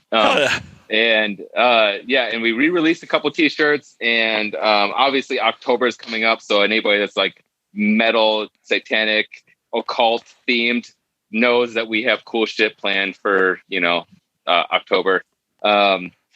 And then, obviously the Denver location is opening September 14th. So anybody watching this that is a big fan or lives in the Denver area, please come out and support. It's a really fucking cool spot. Lots of awesome fucking murals. I can't wait to see the art that's out there. And this month's Burger of the Month is dedicated to Chemists, which is a Denver doom metal band that destroys, and they're so fucking talented and awesome. And again, every single month we partner with a different nonprofit. So anytime that you actually like sit and dine at Kuma's, you're actually helping people out. Hell yeah. So not only are you being a glutton and feeding yourself massive burgers and fries and mac and cheese, but you're actually helping support people in need and that need actual support. Fuck yeah.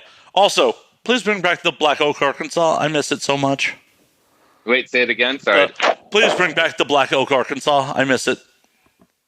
I'll make a note and I'll bring it up to the owner. You have brought many things to my attention that I'm going to talk to the owner about. Hell yeah. But in the meantime, go ahead, Nick. Sorry. No, I was going to say, allegedly, I'm going to try and take care of getting you out a bottle of Malort because it was unfortunate that we were not able to share shots. But the cool thing about Denver, they carry Malort, so we will have it. Anybody that's curious, we will have the Chicago handshake available. Hell yeah. You gonna have old style out there too? I wish. I don't know if like that's up to the general manager on that kind of stuff. So we'll see. Hopefully. Then that's a proper Chicago handshake. Proper. Yeah. I mean, so like the general manager that's running the show out there, she's from Chicago. So that's, I mean, like Denver people might not be stoked on that, but we're stoked on that because she's going to like hold up that Chicago flavor and make sure that, shit works the way that it's supposed to. Fuck yes. Fuck yes. Nick, it has been an absolute pleasure. We'll do this again real fucking soon. In the meantime, you can find me at Matt_Slayer on Twitter, Matt Slayer on Instagram, Matt F. and Slayer on Facebook. You can find the Twitch stream at twitch.tv/Matt F. and Slayer. I stream multiple times a week, blah, blah, blah, blah, blah. And you can find the podcast at And Now We Drink on Twitter and Now We Drink Instagram. And until next week, drink up, motherfuckers.